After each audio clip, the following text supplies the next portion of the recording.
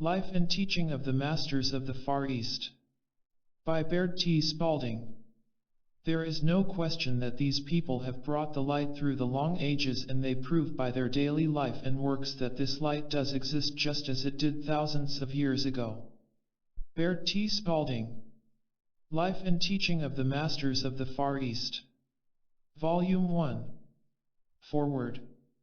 In presenting the life and teaching of the Masters of the Far East, I wish to state that I was one of a research party of 11 persons that visited the Far East in 1894. During our stay, 3.5 years, we contacted the great masters of the Himalayas, who aided us in the translation of the records, which was of great assistance in our research work. They permitted us to enter into their lives intimately, and we were thus able to see the actual working of the great law as demonstrated by them. We call them masters, which is merely our name for them. One living the life described herein is entitled to reverence and consideration as a master. Records and manuscripts, our actual experience with the masters, were preserved. Personally, at that time, I thought the world was not ready for this message. I was an independent member of the research party, and I am now publishing my notes under the title Life and Teaching of the Masters of the Far East, with the thought that the reader may accept or reject, as he wishes. This book, which will be followed by others of the Sun series, gives the first year's experience of the expedition in relation to the Masters. It includes their teaching, which was taken by us stenographically at the time, with their permission and approved by them. The Masters accept that Buddha represents the way to enlightenment, but they clearly set forth that Christ is enlightenment, or a state of consciousness for which we are all seeking, the Christ light of every individual, therefore, the light of every child that is born into the world. Signed, Baird T. Spalding. Chapter 1. We had been in India about 2 years, doing regular routine research work, when I met the master known in these writings as Emil. While walking along a street in the city where we were staying, my attention was attracted to a crowd. I saw the center of interest was one of the street magicians, or fakirs, that are so common in that country. As I stood there, I noticed beside me an elderly man who was not of the same caste as those about him. He looked at me and asked if I had been long in India. I replied, about 2 years. He asked, are you English? I answered, American. I was surprised and very much interested to find one who spoke English. I asked him what he thought of the performance then going on. He answered, oh, it is a common occurrence in India. These fellows are called fakirs, magicians, and hypnotists. They are all the name implies, but underneath it all is a deeper spiritual meaning that few discern, and good will come of it some day. It is but the shadow of the thing from which it sprang. It has caused a great deal of comment, and those commenting upon it seem never to have reached the true meaning, for there certainly is a truth underneath it all. Here we parted, and I saw him only occasionally during the next 4 months. Our expedition was confronted by a problem which gave us a great deal of trouble. In the midst of our worries, I again met Emil. Immediately he asked what was bothering me and began talking about our problem. I wondered at this, for I felt that none of our party had mentioned it outside of our little circle. His familiarity with the situation was such that I felt the whole matter was known to him. He explained that he had a certain insight into the affair and that he would endeavor to help. Within a day or 2 the matter was cleared up, leaving us without a problem. We wondered at this, but, with other things to occupy our time, soon forgot. As other problems came up, it became a habit with me to talk them over with Emil. It seemed that as soon as I discussed our troubles with him, they would cease to exist. My associates had met and talked with Emil, but I had said little to them about him.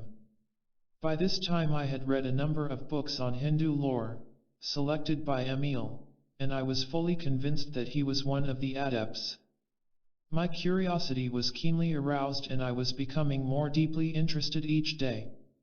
One Sunday afternoon Emil and I were walking in a field when he called my attention to a pigeon circling overhead and casually remarked that the bird was looking for him. He stood perfectly still and in a few moments the bird alighted upon his outstretched arm. He said the bird has a message from his brother in the north. This proved to be a fellow worker who had not reached the attainment whereby he could communicate directly, so he took this means. We later found that the masters are able to communicate with each other instantly by thought transference or, as they call it, a force much more subtle than either electricity or wireless. I then began to ask questions and Emil showed me that he was able to call the birds to him and direct their flight while they were in the air, that the flowers and trees would nod to him, that the wild animals would come to him fearlessly. He parted two jackals that were fighting over the body of a smaller animal that they had killed and were feeding upon. When he approached them they stopped fighting and put their heads in his outstretched hands in perfect trust, then resumed their meal in quiet. He even gave me one of the young wild creatures to hold in my hands. He then said to me, "This is not the mortal self, the self you see, that is able to do these things. It is a truer, deeper self. It is what you know as God, God within me, God the omnipotent one working through me that does these things. Of myself, the mortal self, I can do nothing. It is only when I get rid of the outer entirely and let the actual, the I am, speak and work and let the great love of God come forth that I can do these things that you have seen. When you let the love of God pour through you to all things, nothing fears you and no harm can befall you." Every day during this time I had lessons with Emil. He would suddenly appear in my room, even if I had taken special care to lock the door before retiring. At first his appearance at will disturbed me, but I soon saw that he took it for granted that I understood. I became accustomed to his ways and left my door open so that he could come and go as he pleased. This confidence seemed to please him. I could not understand all his teachings and I could not accept them fully, nor was I able, with all I saw while in the East, to fully accept at the time. It required years of meditation to bring me the realization of the deep spiritual meaning of these people's lives. Their work is accomplished without ostentation and in perfect childlike simplicity. They know the power of love to protect them and they cultivate it until all nature is in love with them and befriend them. Thousands of the common people are killed annually by serpents and wild animals. Yet these masters have so brought forth the power of love in themselves that serpents and wild animals do not injure them. They live at times in the wildest jungles, and sometimes lay their bodies down before a village to protect it from the ravages of wild animals, and no harm befalls the village or themselves. When occasion requires they walk on water, go through fire, travel in the invisible, and do many other things that we have been accustomed to look upon as miracles performed only by one supposed in some way to possess supernatural powers. There is a striking resemblance between the life and teaching of Jesus of Nazareth and those of these masters as exemplified in their daily life. It has been thought impossible for man to derive his daily supply directly from the universal, to overcome death and to perform the various so-called miracles that Jesus performed while on earth. The masters prove that all these are their daily life. They supply everything needed for their daily wants directly from the universal, including food, clothing and money. They have so far overcome death that many of them now living are over 500 years of age, as was conclusively proved by their records. There are comparatively few of these masters in India, other cults seeming to be but offshoots of their teaching. They realize their number is limited and that only a few scholars can come to them. In the invisible, however, they can reach almost unlimited numbers, and it seems to be the greater work of their lives to reach out into the invisible and help all who are receptive to their teaching. The teaching of Emil laid the foundation for the work which we were to take up years later in our third expedition to these countries, during which time we lived with the masters continuously for 3.5 years, traveled with them, and observed their daily lives and work throughout the Far East. Chapter 2. We arrived at Pinnacle, from where the expedition was to start, late in the afternoon of December 22, 1894, and found we were to start Christmas morning upon what was to be the most memorable expedition of our whole lives. I never shall forget the few words Emil said to us that morning. These words were delivered in fluent English, although the speaker did not boast an English education, and he had never been out of the Far East. He began by saying, "'Tis Christmas morning. To you I suppose it is the day Jesus of Nazareth, the Christ, was born. To you the thought must come that he was sent to remit sins. To you he must typify the great mediator between you and your God. You seem to appeal to Jesus as a mediator between you and your God, who seems to be a stern and, at times, an angry God sitting off somewhere in the place called heaven, located where I do not know, except it be in man's consciousness. You seem to be able to reach God only through his less austere and more loving Son, the great and noble one whom we all call blessed and whose advent into the world this day commemorates. To us this day means more. To us this day not only means the advent into this world of Jesus, the Christ, but also this birth typifies the birth of Christ in every human consciousness.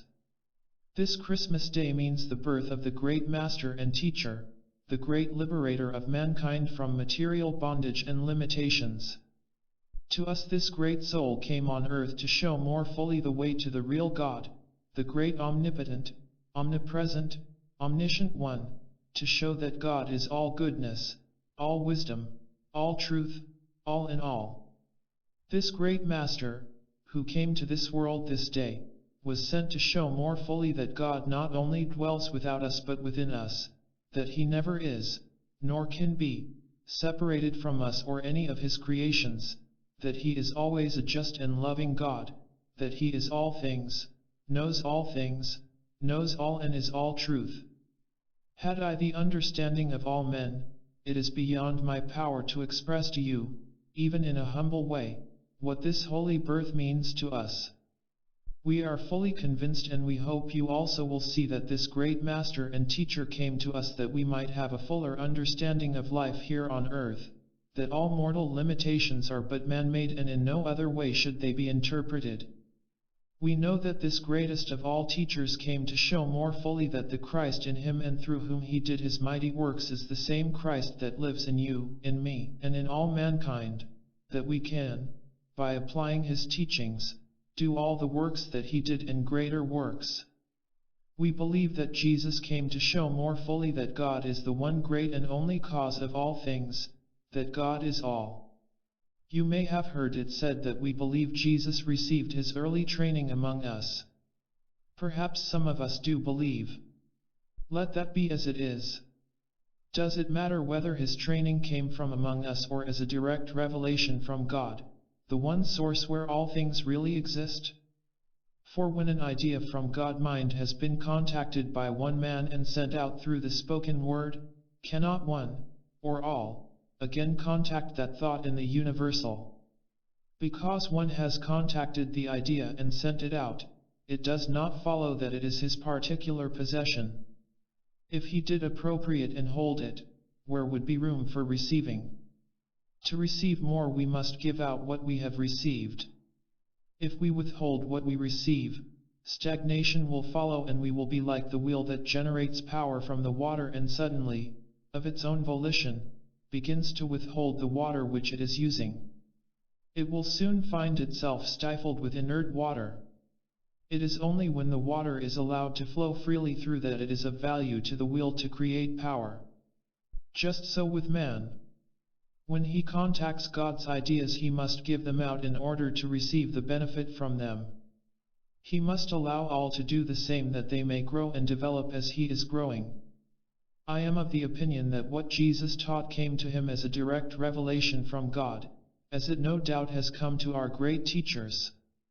Are not all things of God, and whatever one human being can do, cannot all do? We believe you will be convinced that God is ever willing and ready to reveal himself to all men as he has revealed himself to Jesus and others. The only requisite necessary is for each one to be willing to let God come forth. We believe, with all sincerity, that all are created equal, that all men are one man, that the mighty works done by Jesus can and will be done by all. You will see there is nothing mysterious about these works. The mystery is only in man's mortal concept of them. We fully realize you have come to us with minds more or less skeptical. We trust you will live with us and know us as we really are. Our work and the results accomplished, we leave you to accept or reject, as you will. Chapter 3. Emil sent us away with a few remarks, in which he said, "You are about to start on your expedition with these two men, Jast and Neprau, to accompany you. As you travel it will take about 5 days to journey to your next important stopping place, about 90 miles distant. I will tarry here for a time because it will not be necessary for me to consume that time to cover the distance, but I will be there to greet you. I wish to ask that you leave one of your party here, in order to make observations and corroborate what may happen. In this way, time will be saved and he will be able to join the expedition not later than 10 days hence. We simply ask him to watch and report what he sees."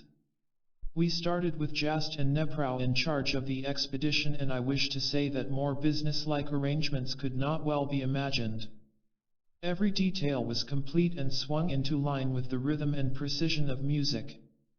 This harmony was maintained throughout the entire expedition, which lasted 3.5 years. We arrived at the appointed village about 4 o'clock of the 5th day, and there was Emil to greet us, as he had agreed. Can you imagine our amazement?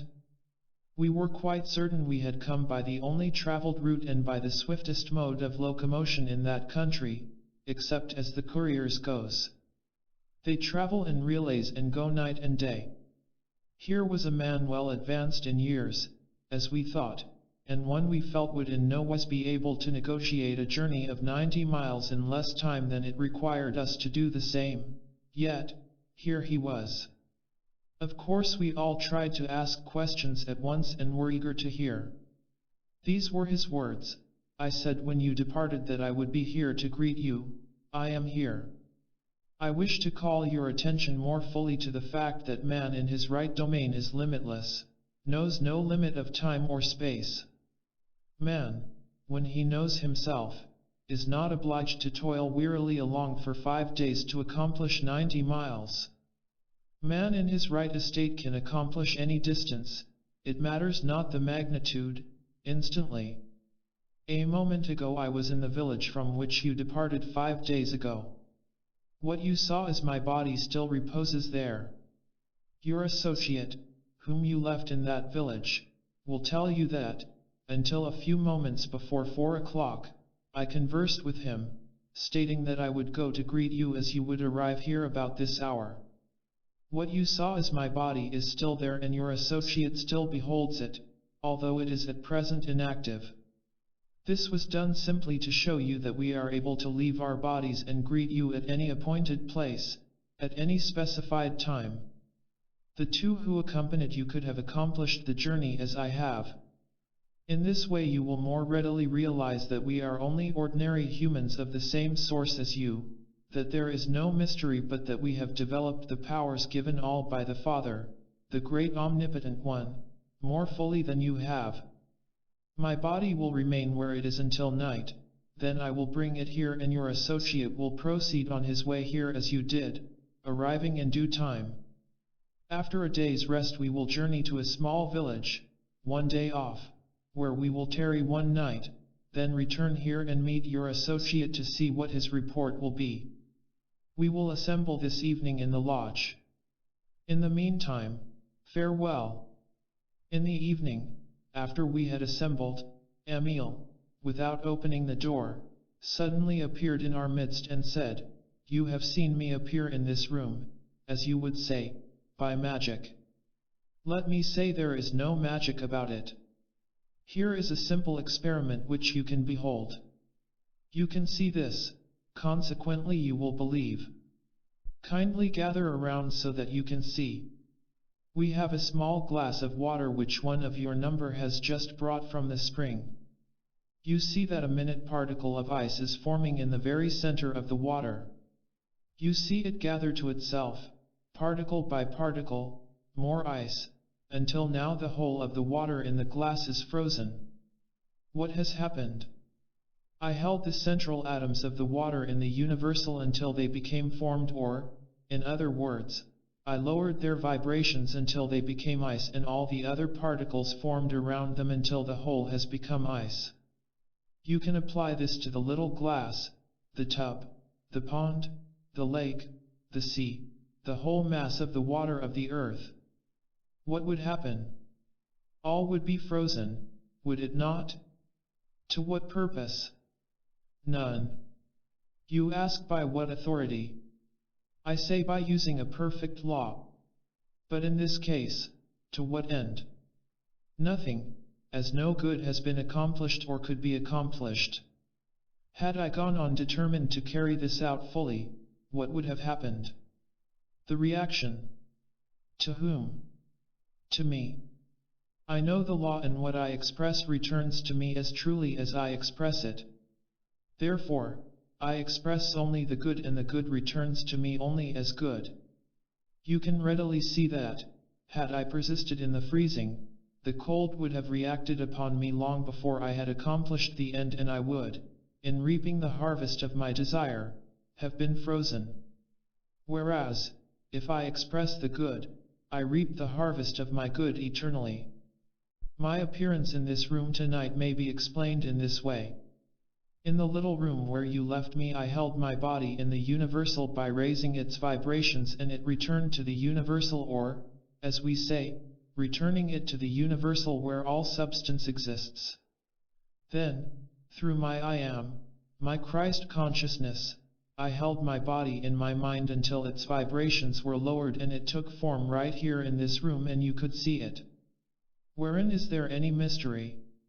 Am I not using the power, or the law, given me by the Father through the beloved Son? Is not this Son you and I and all mankind? Wherein lays the mystery? There is none. Consider the faith represented by the mustard seed. It comes to us from the universal through the Christ within, which has already been born within us all. As a minute speck it enters through the Christ, or superconscious mind, the place of receptivity within us. Then it must be carried to the mount or highest within us, the very top of the head. It is held there. We must then allow the Holy Spirit to descend. Now comes the admonition, Thou shalt love the Lord, thy God, with all thy heart, with all thy soul, with all thy strength, and with all thy mind. Think. Does the meaning come? Heart, soul, strength, mind. Is there anything to do at this point but to turn it all over to God, the Holy Spirit, and the whole I Spirit in action? This Holy Spirit comes in many ways, perhaps as tiny entities tapping and seeking admittance. We must accept and allow this Holy Spirit to come in and unite with the minute point of light or seed of knowing, and revolve around it and adhere to it, just as you saw the particles of ice adhere to the central particle, and it will grow and form particle by particle, circle by circle, just as the ice. Multiply and express that seed of knowing until you are able to say to the mountain of difficulties, Be thou removed and cast into the sea, and it will be done. Call this fourth dimension or what you wish, we call it God in expression, through the Christ in us. It is in this way the Christ was born. Mary, the great mother, perceived the ideal was held in mind, and then conceived in the soil of her soul, held for a time there, then brought forth or born as the perfect Christ child, the firstborn, the only begotten, and the Son of God. He was nourished and protected, given the very best of the mother, watched over and cherished until he grew from childhood into manhood. It is thus the Christ comes to all of us, first as an ideal planted in the soil of our soul, the central part where God is, held in mind as the perfect ideal, then brought forth or born as the perfect child, the Christ consciousness. You who have seen what has been accomplished here doubt your own eyes. I do not blame you. I get the thought of hypnotism from the minds of some. My brothers, is there one here who feels that he does not have the power to exercise every God-given faculty that he has seen brought forth tonight? Do you think for a moment that I am in any way controlling your thought or vision? Do you think that I could, if I would, cast a hypnotic spell over any or all of you, for did you not all see? Is it not recorded in your own great book that Jesus entered a room with the doors closed? He just came in as I have done. Do you think for a moment that Jesus, the great master and teacher, needed in any way to hypnotize? He used his own God-given power as I have done tonight. Let me say that I have done nothing but what each one of you can do. Not only you, but every child that is or has been born into this world, or universe, has the same power to do just what you have seen accomplished this night. I wish to get this clearly before your minds. Let me also say that you are individuals, that you are not personalities, that you are free wills, not automatons. Jesus did not need to hypnotize and we do not need to hypnotize. Doubt us all you wish until you are fully satisfied as to our honesty. Put the idea of hypnotism away for the time, or at least let it lie passive until you have gone deeper into the work. All we ask is that you keep an open mind. Chapter 4. We entered the little village of about 200 inhabitants 1/2 hour before sunset, and, when it was known that Jast was with us, I believe every villager, old and young, and every pet and domestic animal came to greet us. While we were the object of more or less curiosity, it was immediately noted that Jast was the center of interest, greeted by all with the utmost reverence. After a few moments he said a word to the villagers and all but a few returned to their usual duties. Jast turned to us and asked if we wished to go with him while the camp was being prepared for the night. 5 of our party said they were tired after the day's journey and wished to rest. The remainder of us followed Jast and the handful of villagers toward the far side of the clearing that surrounded the village. After crossing the clearing we had gone but a short distance into the jungle when we came upon the form of a man lying upon the ground as though dead. That was our impression at first glance. A second glance, however, showed that the repose suggested calm sleep rather than death. We stood staring as though transfixed, for we saw that the figure lying on the ground was Jast. Suddenly, as Jast walked toward it, the figure became animated and rose to a standing position. As the figure and Jast stood face to face for an instant, there was no mistaking the identity. It was Jast. All saw that it was he. Instantly, the Jast we had known had disappeared and there was but one figure standing before us. Of course, all this was accomplished in much less time than it takes to tell, and the wonder was that not one of us questioned. The 5 who had been left behind at camp came running without a signal from any of us. We afterwards asked them why they came. The answers were, "We don't know. The first we knew, we were all on our feet and running to you. We simply do not know why we did it. None of us recall any signal. We found ourselves running in your direction before any of us realized what we were doing." One of our number remarked, "My eyes are opened so wide that I see far beyond the veil of death, and the wonders that stand revealed are beyond conception." Another said, "I see the whole world overcoming death." How vividly the words come back, "The last enemy, death, shall be overcome." Is not this the fulfillment of these words? What pygmies are our mere intellects in comparison with this gigantic but simple understanding, and yet we have dared to look upon ourselves as giants of intellect. Why, we are mere babes. I just begin to see the meaning of, "Ye must be born again." How true the words! I leave the reader to imagine our surprise or bewilderment. Here was a man with whom we had been in daily contact, and by whom we had been served daily, that was able to lay his body down for the protection of others and go on and serve so very efficiently. Could it do otherwise than recall, "He that is greatest among you shall be servant or shall serve"? I think there was not one among us but from that moment lost all fear of death. These people are accustomed to laying a body down before a village in the jungle of a country infested with marauding men and animals, and that village is as safe from the ravages of men and animals as though it were in a civilized country. It was very evident that Jast's body had been lying where we found it for a considerable time. The hair had grown long and bushy, and in it were the nests of a little bird peculiar to the country.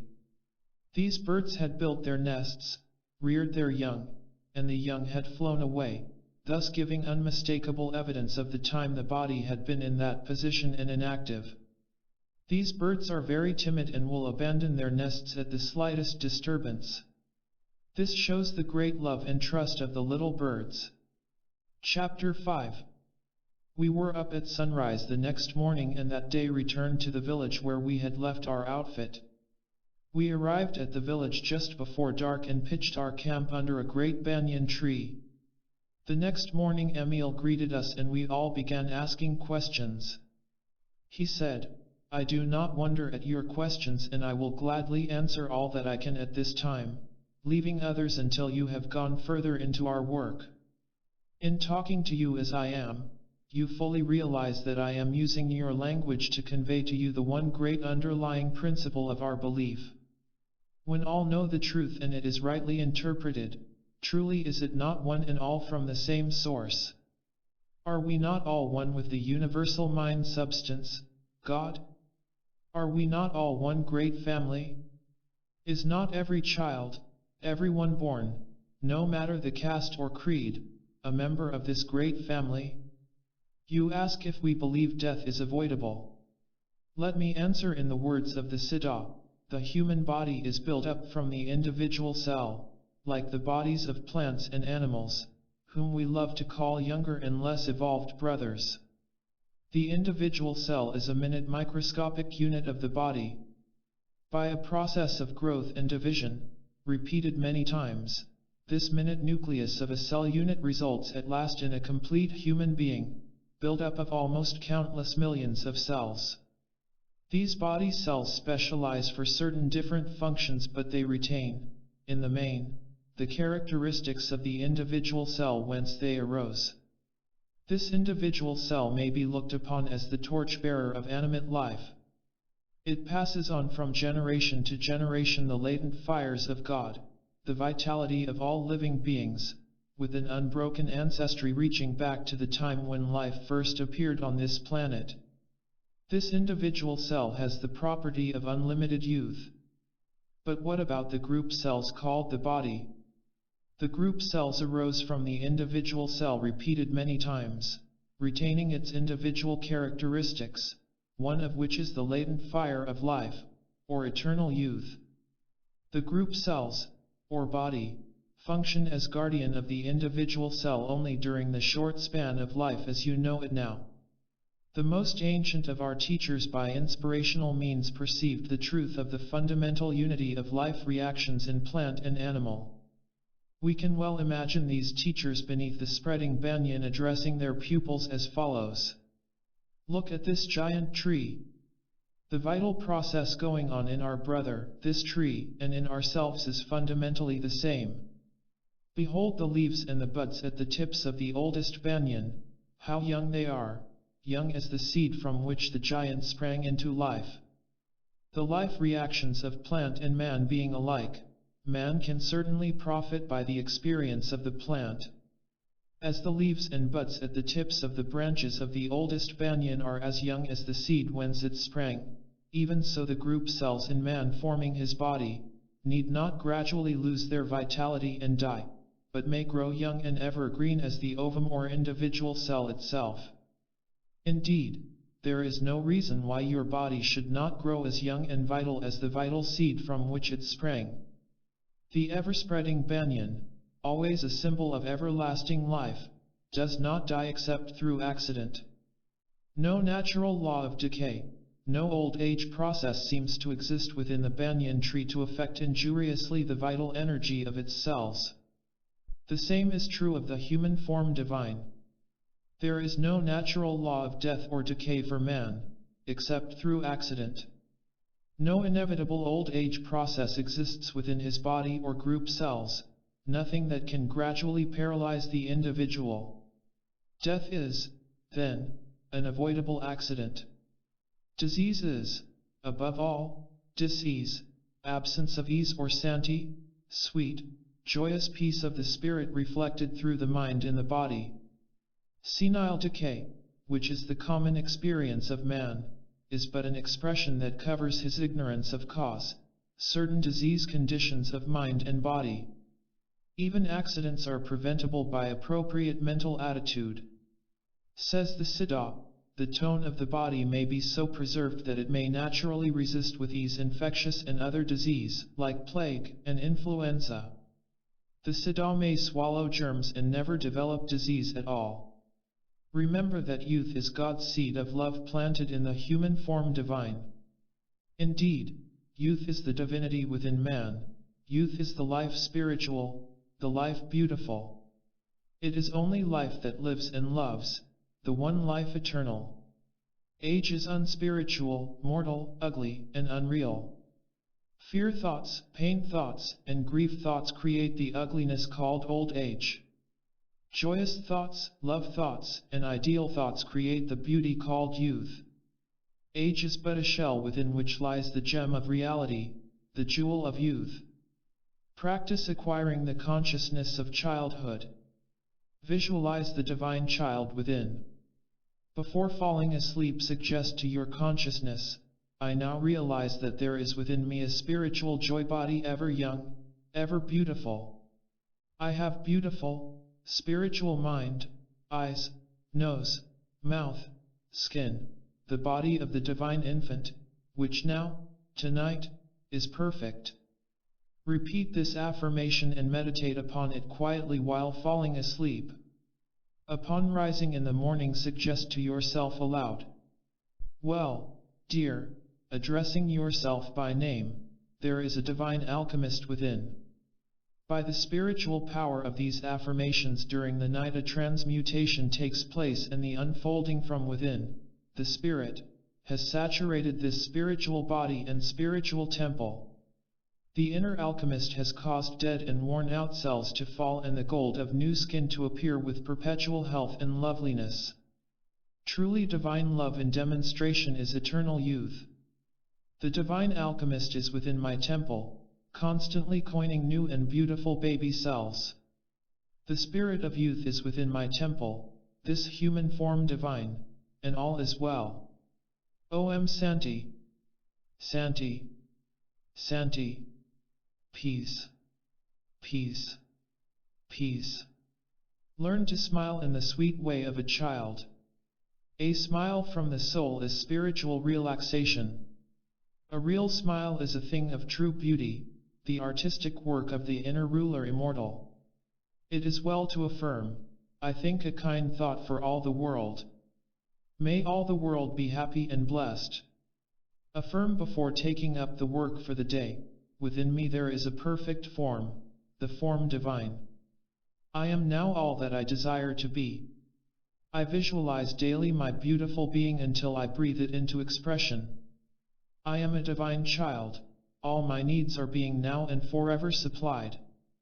Learn to thrill yourself.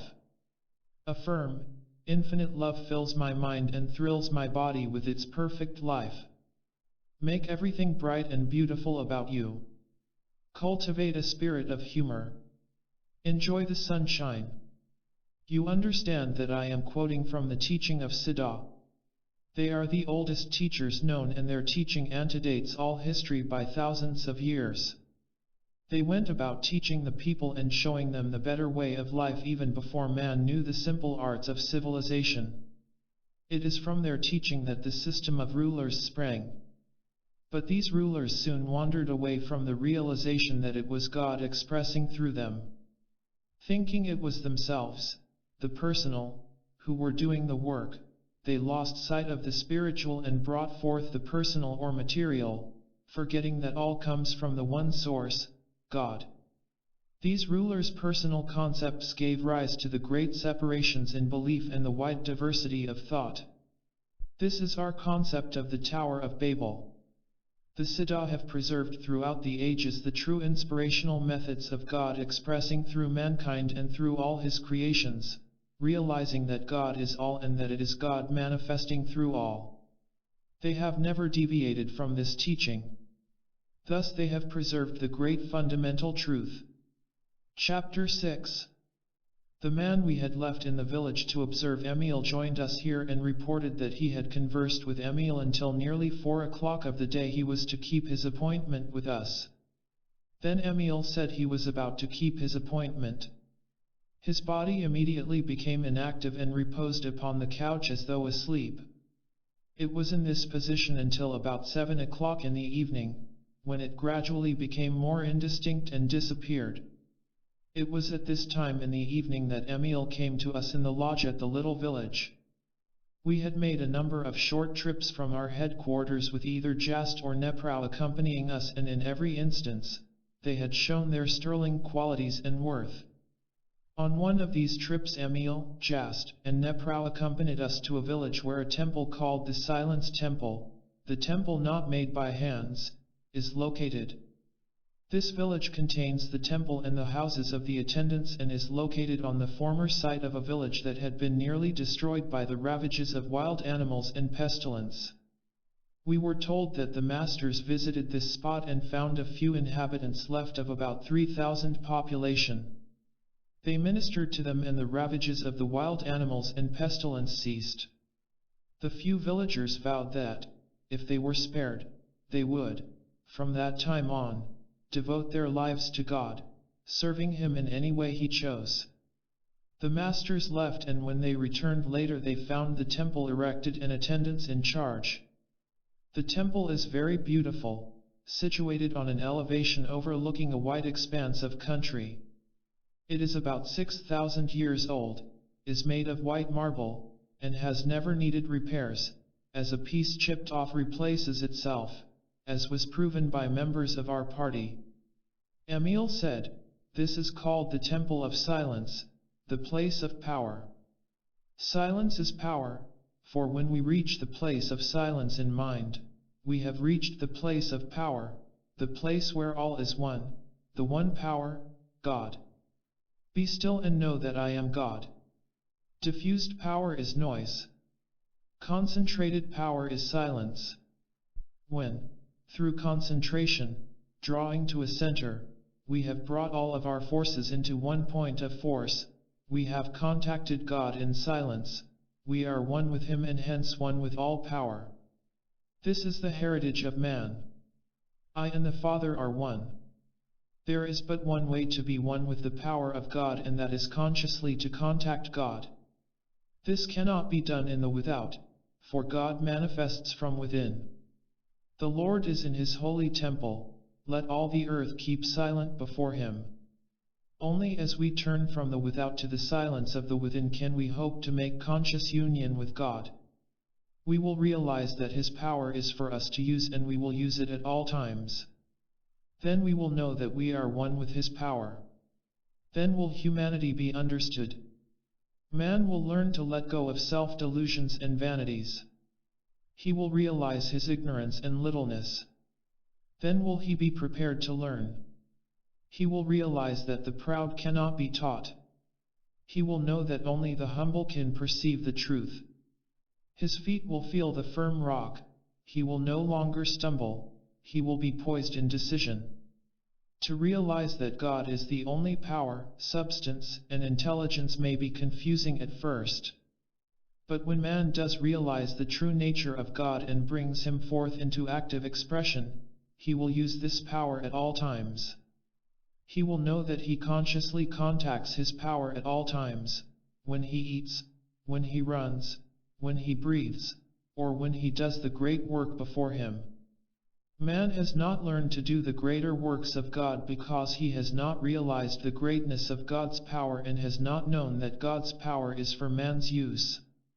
God does not hear us through our loud and vain repetitions nor our much speaking. We must seek God through the Christ within, the invisible connection which we have within ourselves. When the Father within is worshipped in spirit and truth, he hears the calls of that soul which sincerely opens to him. The one who makes the connection with the Father in secret will feel the power flowing through him as the fulfillment of every desire. For he that sees the Father in the secret place of his own soul and there abides, him the Father will reward openly. How often Jesus disclosed his individual contact with the Father. See how he constantly held himself in conscious communication with God within. See how he talked with him as though he were personally present. See how powerful this secret inner relation made him. He recognized that God does not speak in the fire, the earthquake, or the great wind, but in the still, small voice, the still, small voice deep in our own souls. When man learns this, he will become poised. He will learn to think things through. Old ideas will drop away, new ideas will be adjusted. He will soon find the ease and efficiency of system. He will learn at last to take all the questions that perplex him into this silent hour. There he may not solve them, but he will become familiar with them. Then he will not need to go hurrying and battling through the day and feel that his purpose has been defeated. If man would come to know the greater stranger, himself, let him enter his own closet and shut the door. There he will find his most dangerous enemy, and there will he learn to master him. He will find his true self. There will he find his truest friend, his wisest teacher, his safest advisor, himself.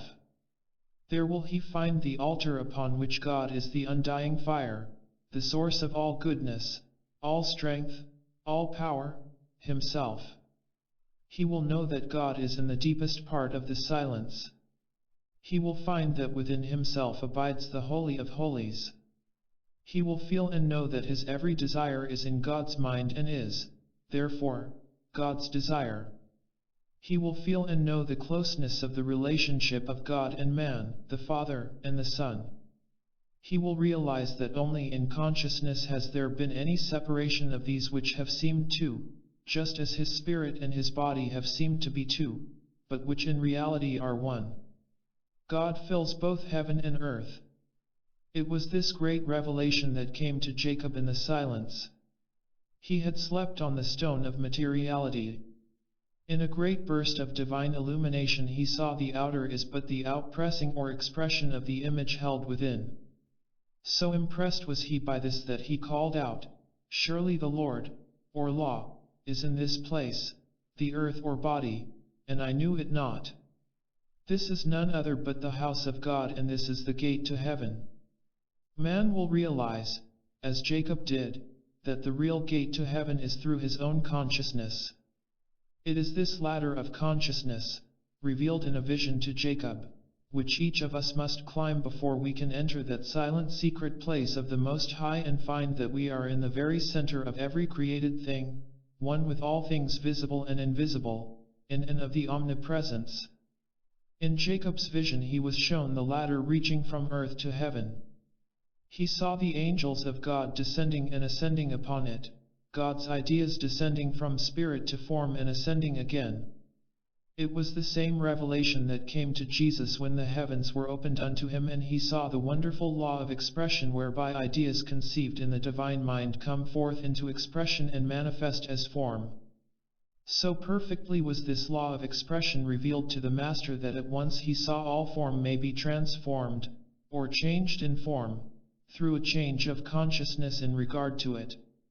His first temptation was to change the form of stones to that of bread to satisfy personal hunger, but with the revelation of this law of expression came the true understanding that stones as well as all other visible forms have come forth from the universal mind substance, God, and are in themselves true expressions of divine mind, and all things desired, not formed, are still in this universal mind substance ready to be created or brought forth to fill every desire. Thus, the need for bread but showed that the substance with which to create bread or any other needed thing is at hand without limitation, and bread can be created from this substance just as well as stones can be created therefrom. Every good desire man has is God's desire, therefore, there is an unlimited supply in the universal God substance all about us to fill every desire. All we need do is to learn to use what God has already created for us, and this He wills to have us do, that we may be free from every limitation and thus be abundantly free. When Jesus said, "I am the door," He meant that the I am in each soul is the door through which the life, power, and substance of the great I am, which is God, comes forth into expression through the individual. This I am has but one mode of expression, and that is through idea, thought, word, and act. This I am God being, which is power, substance, intelligence, is given form by consciousness, and for this reason the Master said, "According to your faith be it unto you," and all things are possible to them that believe. Now we see that God is within the soul as power, substance, and intelligence, or in spiritual terms, wisdom, love, and truth, and is brought out into form or expression through consciousness. The consciousness which is in the infinite mind of God and in man is determined by the concept or belief that is held in mind. It is the belief in separation from spirit that has caused our forms to age and die. When we see that spirit is all and that form is constantly being expressed from spirit, then shall we understand that that which is born of or brought out of spirit is spirit. The next great truth to be revealed through this consciousness is that each individual, being a concept of the divine mind, is held in that mind as a perfect idea. Not one of us has to conceive himself. We have been perfectly conceived and are always held in the perfect mind of God as perfect beings. By having this realization brought to our consciousness, we can contact the divine mind and so reconceive what God has already conceived for us. This is what Jesus called being born again. It is the great gift the silence has to offer us, for by contacting the God mind we can think with God mind and know ourselves as we are in reality rather than as we have thought ourselves to be. We contact God mind through true thought and so bring forth a true expression, whereas, in the past, perhaps through untrue thought, we have brought forth an untrue expression. But, whether the form be perfect or imperfect, the being of the form is perfect God power, substance, and intelligence. It is not the being of the form that we wish to change but the form that being has assumed. This is to be done through the renewing of the mind, or through the change from the imperfect to the perfect concept, from the thought of man to the thought of God. How important then to find God, to contact Him, to be one with Him and to bring Him forth into expression. How equally important is the silence or the stilling of the personal mind, that the God mind in all its splendor may illumine the consciousness. When it does, then we shall understand how the Son of Righteousness, righteousness, shall rise with healing in His wings. The mind of God floods consciousness as sunshine floods a darkened room.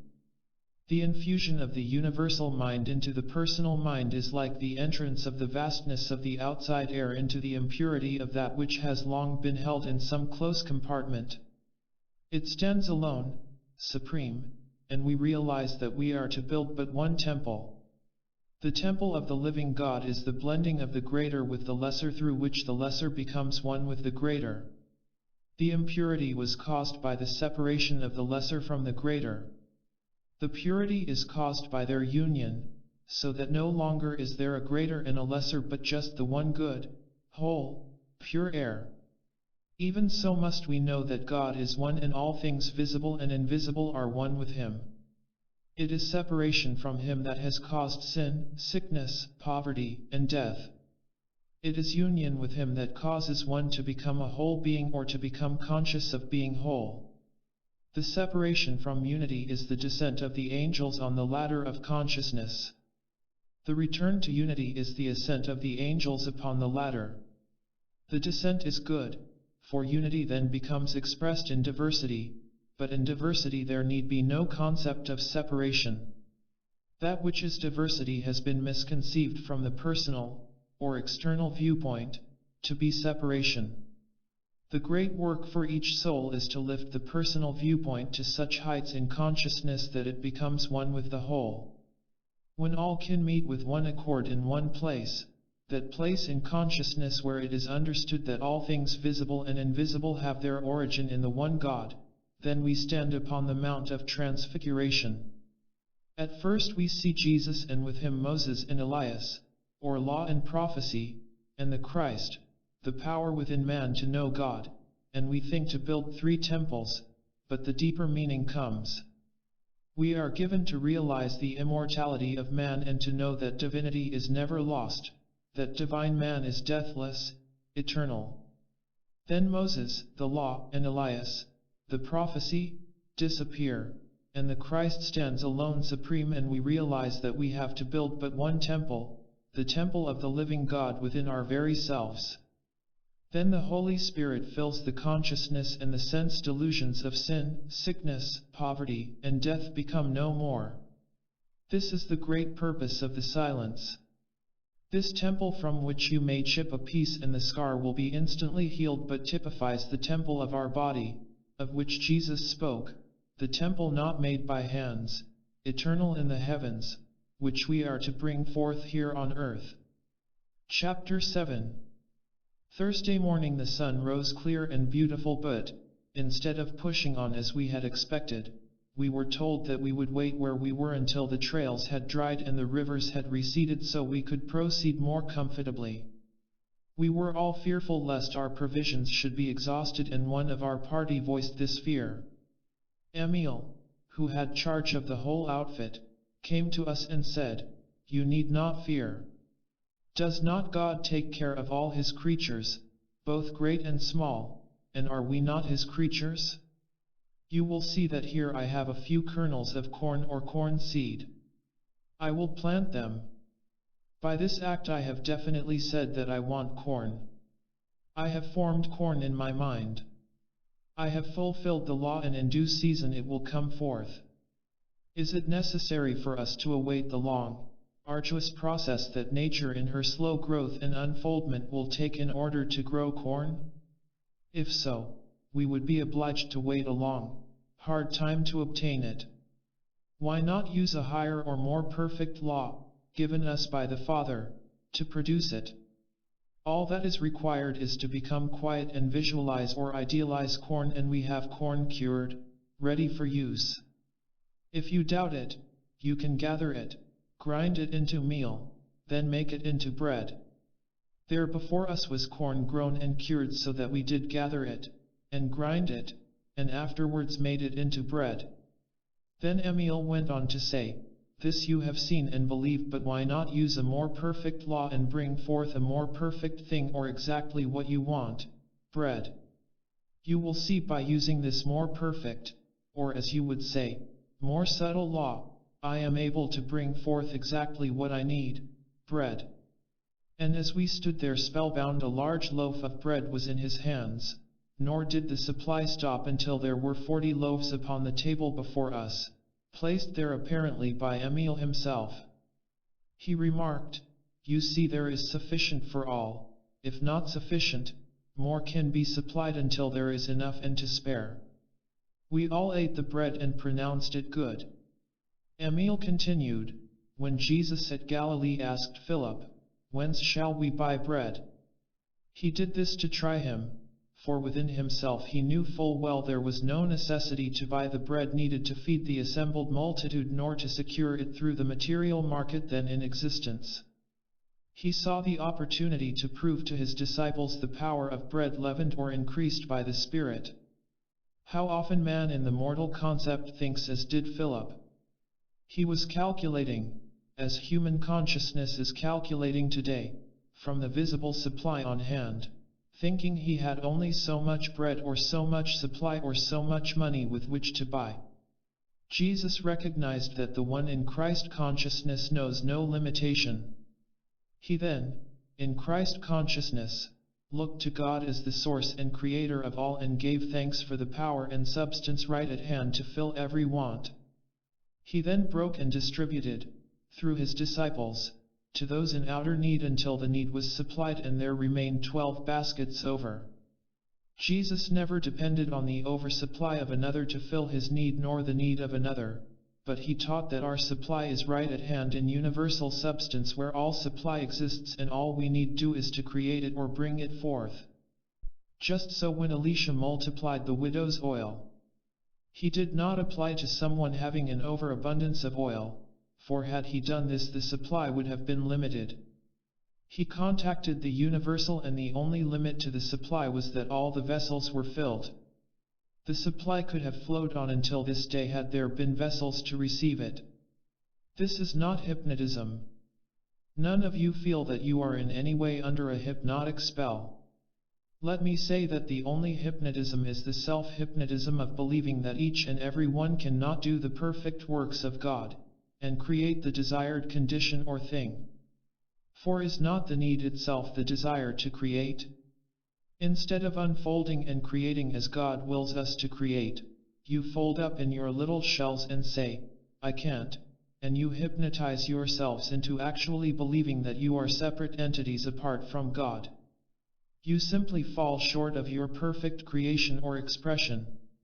You do not let God express perfectly through you as it is his desire to do. Did not Jesus the great Master say, the works that I do, ye shall do also, and greater works than these shall ye do? Was it not Jesus' true mission here on earth to show that we, as sons of God, or man in his true estate, can create as perfectly and as harmoniously as God does? When Jesus commanded the blind man to bathe his eyes in the pool of Siloam, was not this intended to open the eyes of all? All were to see that Jesus was sent by the Father to show us that the Father intended us to create exactly as he creates. All are to do the perfect work as Jesus did by recognizing the Christ in himself and in all. I can go one step further. This loaf I just received and held in my hand is consumed as though burned by fire. What happened? I misused the perfect law that brought forth my conception and consumed that which I brought forth. Because of my misuse or not using rightly or righteously, the perfect law which is as exact as music or mathematics or any other so-called natural law. If I persisted in the misuse of the perfect law, it would consume not only that which I create but would consume me, the Creator. Is the bread really destroyed?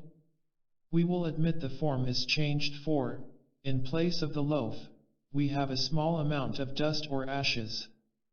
Has it not in reality been returned to the universal substance from which it sprang? Is it not now in unmanifest form, waiting to be brought again into manifestation? Is this not the way with all forms that go from our sight either by fire or decay or in any other way? Do they not return to the universal substance, God, from which they sprang? Is this not the meaning of what descends from heaven must ascend into heaven?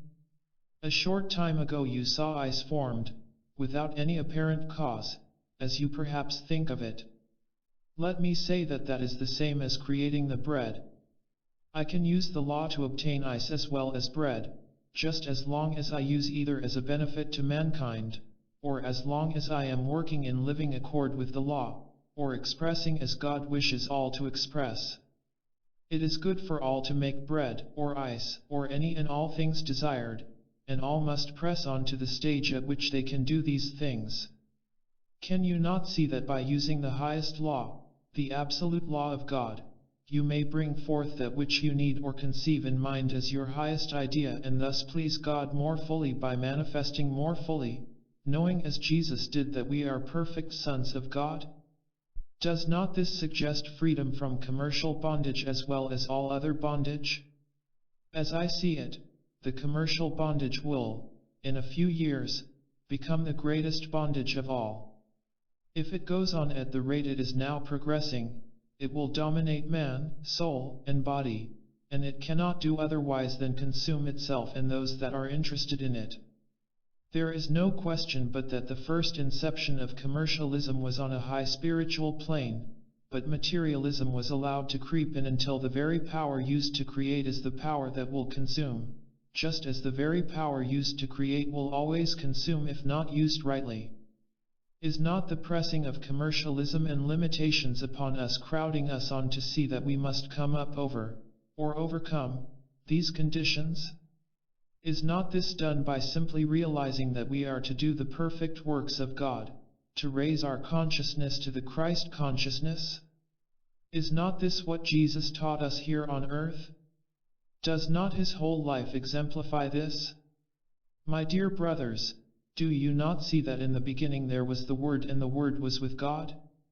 At this time, everything to be formed later was in unmanifest form in the universal mind substance, or as expressed by some, in chaos. This word in the original was actuality. This word, chaos, is misinterpreted to mean a turbulent or warring state, instead of the deep, spiritual state of actuality, always awaiting a definite, creative, spoken word through which it can spring forth into manifest form. When God principle desired to bring forth the world out of universal mind substance, God was quiet and contemplative. In other words, God saw an ideal world. He held in mind that substance of which the world was to be formed a sufficient time to lower its vibration. Then he spoke the word and the world was formed, or, as we might say, God visualized a mental pattern or mold into which could flow the substance needed to make the world, and it came forth a perfect form, built upon the pattern which was held in consciousness. All these things might have been thought of by God, infinite power. He might have wished during an indefinite time that they were formed and made visible. Had not the definite spoken word been put forth into the formless ether, nothing would have been created or brought forth into visible form. In order to establish in visible results the thought and desires of even an infinite omnipotent creator and bring orderly forms out of actuality, it took the definite, positive let there be. So must we take the definite step. God is holding the ideal perfect world in mind in every detail, and it is bound to come forth as a heaven or perfect home where all his children, all his creatures, and all his creations may dwell in peace and harmony. This is the perfect world that God saw in the beginning and the one he is thinking into existence right now, and the time of its manifestation lies in our acceptance of it. When we can come to the one place and know that we are all one man, and know that we are all members of God's body as much as one member of our body is a part of the whole body, then we are in, and of, God's kingdom, heaven here on earth, now. To make this manifest, realize that there is nothing material in heaven. All is spiritual. Realize that heaven is a perfect state of consciousness, a perfect world here on earth now, and all we need to do is to accept it. It is here all about us, waiting for us to open the inner eye. Through that eye our bodies shall be made light, the light which is neither of the sun nor moon but of the Father, and the Father is right here in the very innermost part of our being. We must sufficiently realize that there is nothing material, that all is spiritual. Then we must think of that wonderful God-given spiritual world which is right here now if we can realize it. Do you not see that God created all in this way? Did not God first become quiet and contemplative and see the light? Then he said, "Let there be light," and it was so. In the same way he said, "Let there be a firmament," and it was so, and likewise with other creations. He held each form or ideal steadfast in consciousness, then spoke the word, and the ideal was brought forth. Just so with man. God said, "Let us make man in our image, after our likeness, and give him dominion over all."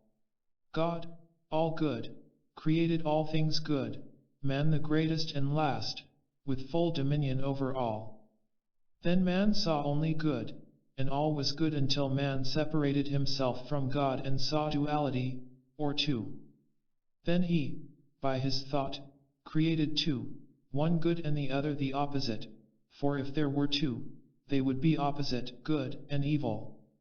Thus evil came through man's perfect power to express or bring forth that which he gazed upon. If man had not seen evil, evil would have been given no power of expression. Only the good would have been expressed, and we would be as perfect as God sees us today.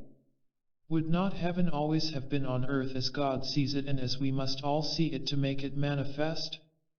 Jesus had a perfect right to say that he came from heaven, for did not all come from heaven, the great universal mind substance? Since man was created in the image and likeness of God, did not God give man the power to create exactly as he creates? And does not God expect man to use that power as freely as he uses it, and in exactly the same way? By first perceiving the need, then conceiving the good, the ideal, with which to fill the mold that we hold in consciousness and which is to be filled from the universal mind substance, then sending forth the word that it is filled, that it is so, and it is good. Jesus, when he was crucified, gave his flesh, the outer, what we see of the body, to prove that there is really a deeper or spiritual body, and it is this spiritual body that he manifested when he came forth from the tomb. This is the body of which he spoke when he said, "Destroy this temple and in 3 days I will raise it up." He did this to show us we have the same spiritual body and that we can do all the works he did. There is no question that if Jesus had wished to do so, he could have saved himself. There is no doubt but that he saw there was a great change taking place in his body. He also saw that those about him were not able to see that they also could bring forth the spiritual body, as he was attempting to have them see. They still looked to the personal, and he saw that if he brought forth the spiritual body without some decided change, the people would not be able to discern between the material and the spiritual. So he adopted the way of the crucifixion to bring about the change.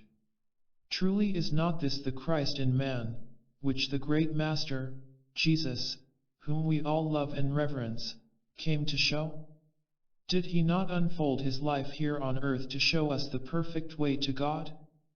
Can we do other than love this perfect ideal way when we once see it, whether it be planting seed, making bread, or doing the 1,000,001 things necessary to human existence? Are not these acts mere lessons carrying us on to our unfoldment? Some day we are to realize that we are truly sons of God, not servants, that as sons we can and do have all that the Father has, and that we can use it just as freely as our Father does. I admit this takes a mighty faith at first, one that usually must be taken step by step and must be practiced faithfully like music or mathematics, until we come to the place of knowing. Then we are grandly, beautifully free. Could there be a better, truer example of this life than that of Jesus?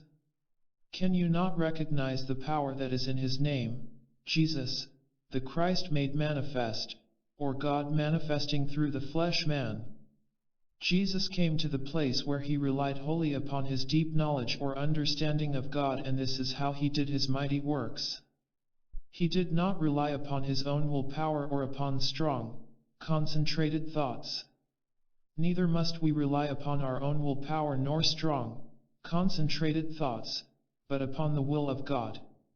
"'Tis not my will, but thine, O God, be done." Will to do the will of God. Do you not think that Jesus willed in all things to do the will of God, or to do what God willed him to do? You will note that very often Jesus is referred to as going into a high mountain. Whether he physically ascended a high mountain or not, I do not know. This I do know, that we must all ascend to the heights, the very highest in consciousness, to receive our illumination. This height means the very top of the head, and there, if the faculty is not developed, we must develop it by spiritual thoughts. Then from the heart, the love center, we must let love flow forth to balance all, and when this is done the Christ is revealed. The Son of Man perceives that he is the Son of God, the only begotten Son, in whom the Father is well pleased. Then with constant love, we must realize this for all. Just stop and think deeply for a moment and realize the countless number of the grains of sand of the seashore, the countless number of drops of water that go to make up the waters of the earth, the countless number of life forms in the waters of the earth.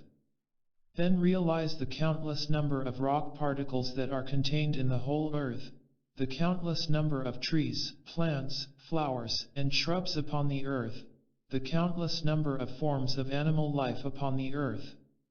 Realize that all are the outpicturing of the ideal held in the great universal mind of God, that they all contain the one life, the life of God. Then think of the countless number of souls born upon this earth. Then realize that each soul is a perfect outpictured ideal image of God as God sees himself, that each soul is given the same power, expression, and dominion over all that God himself has. Do you not think that God wills or wishes man to unfold these God-like or God-given qualities and to do the works that God does through the inheritance given man by the Father, the one great, universal mind in all, through all, and above all? Then realize that each person is an expression or pressing out, from the unseen, the Spirit, into visible form, a form through which God loves to express. When we can realize and accept this, we can truly say as Jesus did, "Behold, a Christ is here." It is in this way that he attained his mastery over the worldly or flesh self. He recognized, claimed, and accepted his divinity, then lived the life just as we must do. Chapter 8. After a delay of 8 days, we broke camp on Monday morning and proceeded on our way. The afternoon of the third day out, we came to the bank of a larger river. The stream was about 2,000 feet wide, running bank full, and the current was at least 10 miles per hour. We were told that this stream, in ordinary times, could be crossed at this place without any inconvenience. We decided to camp until morning and observe the rise and fall of the water. We were informed that we would be able to cross by bridge farther upstream, but to reach this bridge would necessitate a detour of at least 4 days' hard travel. We felt that if the water was receding, it would be better to wait a few days rather than undertake the long detour. It had been demonstrated to us that we need not take any thought as to our provisions for, from the day already referred to, when our provisions were exhausted, the whole company, consisting of over 300 persons, had been supplied with an abundance of provisions from the invisible, as we called it. This supply was maintained for 64 days, until we returned to the village from which we started. Thus far, none of us had any idea of the true significance or meaning of the things we were experiencing. Neither were we able to see that these things were performed by definite law, a law that all can use. When we were assembled for breakfast next morning, we found 5 strangers in camp. They were introduced and it was mentioned that they were from a party that was camped on the other side of the stream and were returning from the village of our destination. We thought very little of this at the time, as we naturally supposed they had found a boat and had crossed in it. One of our party said, "If these people have a boat, why can we not use it to cross the stream?" I think all of us saw this as a way out of our difficulty, but we were told that there was no boat as the crossing was not thought to be of sufficient importance to maintain one. After finishing breakfast that morning, we were all assembled on the banks of the stream. We noticed that Emil, Jast, and Neprau with 4 others of our party were talking with the 5 strangers. Jast came to us and said they would like to cross with the others to the camp on the other side of the stream, as they had decided to wait until the next morning to see if the water showed signs of receding. Of course, our curiosity was aroused and we thought it rather foolhardy to attempt to swim a stream as swift as the one before us just to make a friendly call upon a neighbor. We felt that swimming was the only way the crossing could be accomplished. When Jast rejoined the group, the 12, fully dressed, walked to the bank of the stream, and with the utmost composure stepped on the water, not into it.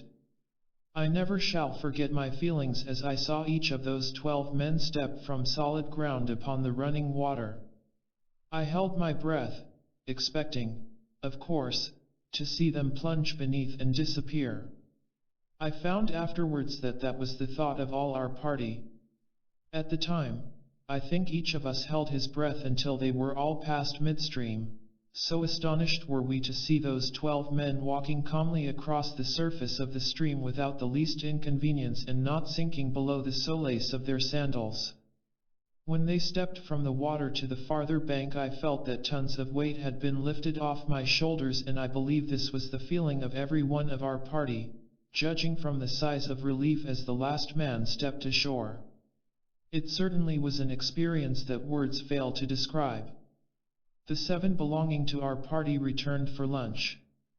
While the excitement was not so intense at the second crossing, every one of us breathed more freely when the 7 were safe ashore again. Not one of our party had left the bank of the stream that forenoon. There was very little discussion regarding what we had witnessed, so engrossed were we with our own thoughts. The second day the company was toiling up the steep side of a mountain with the hot sun pouring down upon us when our chief, who had said but little during the last 2 days, suddenly remarked, "Boys, why is it that man is obliged to crawl and grovel over this earth?" We answered in chorus that he had voiced our thoughts exactly. He went on to say, "How is it, if a few are able to do the things we have seen accomplished, that all men cannot accomplish the same things? How is it that man is content to crawl, and not only content to crawl but is obliged to do so? If man was given dominion over all things, he was certainly given power to fly above the birds. If this is his dominion, why has he not asserted this dominion long ago? The fault must certainly be in man's own mind. This must all have come about by man's own mortal concept of himself. He has only been able, in his own mind, to see himself crawling, thus he has only been able to crawl." Then Jast took up the thought and said, "You are perfectly right, it is all in man's consciousness. He is limited or unlimited, bound or free, just as he thinks. Do you think that the men you saw walk across the stream yesterday to save themselves the inconvenience of this trip are in any way special creations any more than you are? No. They are not created in any way different from you. They do not have one atom more power than you were created with. They have, by the right use of their thought forces, developed their God-given power. The things you have seen are accomplished in accord with definite law, and every human being can use the law if he will." Chapter 9. Located in this village was the healing temple. It is claimed that only words of life, love, and peace have been given expression in this temple since its erection, and the vibrations are so potent that nearly all who pass through the temple are instantly healed.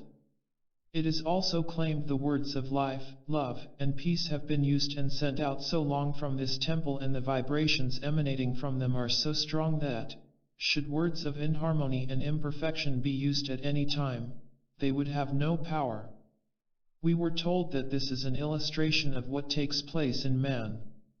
If he would practice sending forth words of life, love, harmony, peace, and perfection, he would in a short time not be able to utter an inharmonious word. We attempted to use inharmonious words and found in each instance that we could not even utter them. This temple was the destination of those of the company who were seeking healing. It is the custom for the masters who are in the vicinity to congregate at this village at certain intervals for a season of devotion and instruction to those who wish to avail themselves of the opportunity. The temple is dedicated entirely to healing and is open to the people at all times. As it is not always possible for the people to reach the masters encourage the people to go to the temple for healing. This is the reason they do not heal those that congregate for the pilgrimages. They accompany the pilgrims to show the people that they are no different than themselves, that all have the same God-given power within. I suspect that when they crossed the river that morning they did it to show that they could rise above any emergency, and that we should also rise above any emergency. In places not accessible to this temple, all who come to the masters for help are greatly benefited. Of course, there are the curious and those who do not believe that do not seem to receive any help. We witnessed a number of assemblages of from 200 to 2,000 people, and all those desiring healing were healed. A great many told us they were healed by declaring silently that they desired to be made whole. We had the opportunity to observe a large number of those healed at different times, and we found that about 90% of these healings were permanent, while all the healings in the temple seemed to be permanent. It was explained that the temple is a concrete thing located in one place, representing the God center, the Christ in the individual, just as all churches should typify this God, or Christ center, in the individual, and that it is always accessible to those desiring to go there. They could go to the temple as often as they chose and stay as long as they wished. The ideal is thus formed in the minds of those who come to it, and the ideal becomes fixed in mind. Emil said, "Right here comes the suggestion that has led to the idolatry of the past. Men sought to grave in wood or stone, gold, silver, or brass the image of that which they idealized, but any idol can only imperfectly picture the ideal. The image, the idol, is no sooner formed than men become conscious that the ideal surpasses the idol, and they are shown that they must gaze upon love and idealize for themselves that which they wish to bring forth from the within, instead of graving any idol and outer form of the ideal they would express. A later form of idolatry is to idealize the personality of the one who expresses our ideal. We should idealize the ideal which he expresses and not the personality which expresses it. This is true even of so great a person as Jesus. Thus, Jesus chose to go away when he saw the people were idealizing his personality instead of the ideal which he represented. They sought to make him their king, only realizing that he could supply them with every outer need, not recognizing that they within themselves had the power to supply their every need, and that this they must do, as he, himself, had done.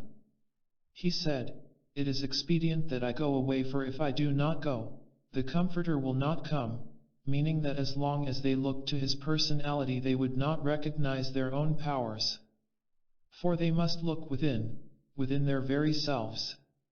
Another may teach or tell you, but you of yourselves must do the work, for if you look to another, you build the idol instead of bringing forth the ideal. Chapter 10. Emil talked to us on the realization of the Christ consciousness.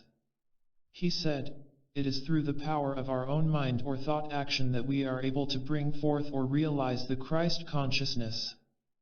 Through the power or process of thought we can transmute and evolve our bodies, or our outer conditions and surroundings, through recognition of this Christ consciousness within ourselves, so that we will never experience death nor any change called death. This is done wholly through man's power to visualize, idealize, conceive, and bring forth that which he gazes upon. This is done by first knowing or perceiving or having faith that the Christ is within ourselves, seeing the true meaning of Jesus' teaching, holding our body one with God, made in the image and likeness of God, and merging that body into the perfect God body just as God sees us. We have idealized, conceived, and brought forth into manifestation the perfect God body. We are born again truly of and in the spirit kingdom of God. It is in this way that we can return all things to the universal mind substance, from which they sprang, and bring them back or return them perfect into outer form or manifestation. Then, by holding them in their pure, spiritual, perfect state, the vibrations are lowered and the things we wish to create come forth in perfect form. In this way we can take every false belief, every old condition, every sin, all of our past life, it does not matter what it has been, how good or seeming bad, it does not matter what mountain of false belief or doubt and unbelief or fear we or anyone else have erected about us or in our paths, and we can say to them all, "I now return you to the great ocean of universal mind substance, from which all things come forth and where all is perfection, and from which you sprang, there to be again, resolved into the elements from which you were created. I now return you or bring you back from that pure substance as perfect and pure as God sees you and hold you always in that absolute perfection. We can say to ourselves, I now realize, in the old order of things, that I brought you forth imperfectly and you manifest imperfectly. Realizing the truth, I now bring you forth perfect as God sees you. You are reborn perfect and it is so. We must realize that the inner alchemist, God within, has taken hold of this and has transmuted, refined, and perfected that which seemed imperfect, that which we brought forth and are now returning. We should realize that it is refined, perfected, and transmuted just as our own bodies are refined, perfected, and returned to us as God's body, joyously perfect, beautifully free. Finally, we should realize that this is the perfect Christ consciousness in all and for all. This is hid with Christ in God. The morning of July 4th found us at the summit of the pass. Emil had told us the evening before that he felt we had earned a holiday and that he saw no more fitting time than the 4th to celebrate. At breakfast Emil began by saying, "This is the 4th of July, the day you celebrate the birth of your independence. How fittingly expressive is this day. I feel that all of you must have more or less confidence in us, therefore, I am going to speak freely.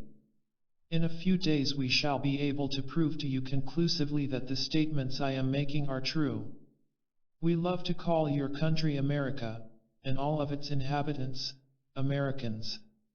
You will never know the joy these few moments bring to me, on this day of such import, to be able to talk with you and see eye to eye with a small group of Americans who were, with one exception, born in that great land. Let me say that it has been the privilege of some of us to have beheld your country long before Columbus started on the memorable expedition. There had been other attempts at discovery but they had come to naught. Why? Simply because of the absence of that one God-given quality, faith. The one who had the courage and faith to see and carry out the vision had not yet awakened. The moment that soul awoke to the realization that the earth was round and there must be land on the other side equal to that already known, we could see that another great historical epoch had begun to unfold. Who but the great omnipotent one, who sees all things, could have awakened that little grain of faith in the soul of Columbus? What were his first words as he stood before the Queen that day, not recognizing the higher power? "Dear Queen, I am firmly convinced that the earth is round and I wish to sail forth and prove it. I do not know whether you recognize it, but those words were God-inspired and Columbus was recognized as one who had the determination to carry out what he undertook." Then the long sequence of events started to unfold which was shown us years before. Not in its entirety, but enough so that we have been able to follow. Of course we dreamed of the almost unbelievable wonders to be accomplished and recorded in the seemingly short span of years has passed, but those of us that have been privileged to live through it now fully realize that far greater wonders are in store for your great nation. We feel that the time has come for your nation to awaken to its true spiritual import and we wish to do all we can to help you to this realization. It appears that their interest in us was prompted by their great desire to have America accept the Christ consciousness and realize her possibilities. They know that her inception was truly spiritual and through that fact she is destined to be a leader in the spiritual development of the world. Chapter 11. After the meal was finished and we were sitting around the table, one of our party asked how the room was warmed. Emil said, "The warmth that you feel in this room comes from a force that we are all able to contact and use. This force or power is higher than any of your mechanical force or power but can be contacted by man and used as light, heat, and power even to the driving of all mechanical appliances. It is what we call a universal force. If you were to contact and use this force, you would call it perpetual motion. We call it universal power, God power, supplied by the Father to work for all His children. It will turn and move every mechanical device, furnish transportation without the consumption of fuel in any way, and will also furnish light and heat. It is everywhere present without money or price and can be contacted and used by all. One of our party asked if the food had been prepared by this force. We were told that the food came prepared as we had eaten it, direct from the universal, just the same as the bread and the other provisions had been supplied heretofore. We were then invited by Emil to accompany the group to their home, about 200 miles distant, where we would meet Emil's mother. He went on to say, "My mother is one who has so perfected her body that she was able to take it with her and go on and receive the highest teachings. Therefore she is living in the invisible at all times. She is doing this from choice as she wishes to receive the highest, and by receiving the highest teaching she is able to greatly assist us. In order to make this clear to you, I might say that she has gone on until she has reached the celestial realm, as you would call it, the place where Jesus is. This place is sometimes called the seventh heaven. To you I suppose this suggests the mystery of mysteries. Let me say that there is no mystery about it. It is a place in consciousness where every mystery is revealed. Those who have reached that state of consciousness are outside the mortal vision, but they can return and converse and teach those who are receptive. They can come in their own bodies, for they have so perfected their bodies that they can go where they will with them. They are able to return to earth without reincarnation. Those who have passed through death are obliged to be reincarnated in order to return to earth with a body. This body was given to us as a spiritual, perfect body, and we must so see and keep the body in order to retain it. Those who have left the body and have gone on in spirit now realize that they must again take up a body and go on and perfect it. It was arranged, before leaving the table that evening, that the party should divide into 5 groups, each group in charge of one of the 5 that had appeared in the room and taken dinner with us. This would enable us to cover a larger field and would greatly facilitate our work, and at the same time it would enable us to verify such things as traveling in the invisible and thought transference. This plan would give us at least 2 of our men in each party and one of the 5 as leader. We would be quite widely separated, yet we were to keep in touch through those who were so greatly befriending us and giving us every opportunity to prove their work. Chapter 12. The next day all details were arranged and 3 of our party, including myself, were to accompany Emil and Jast.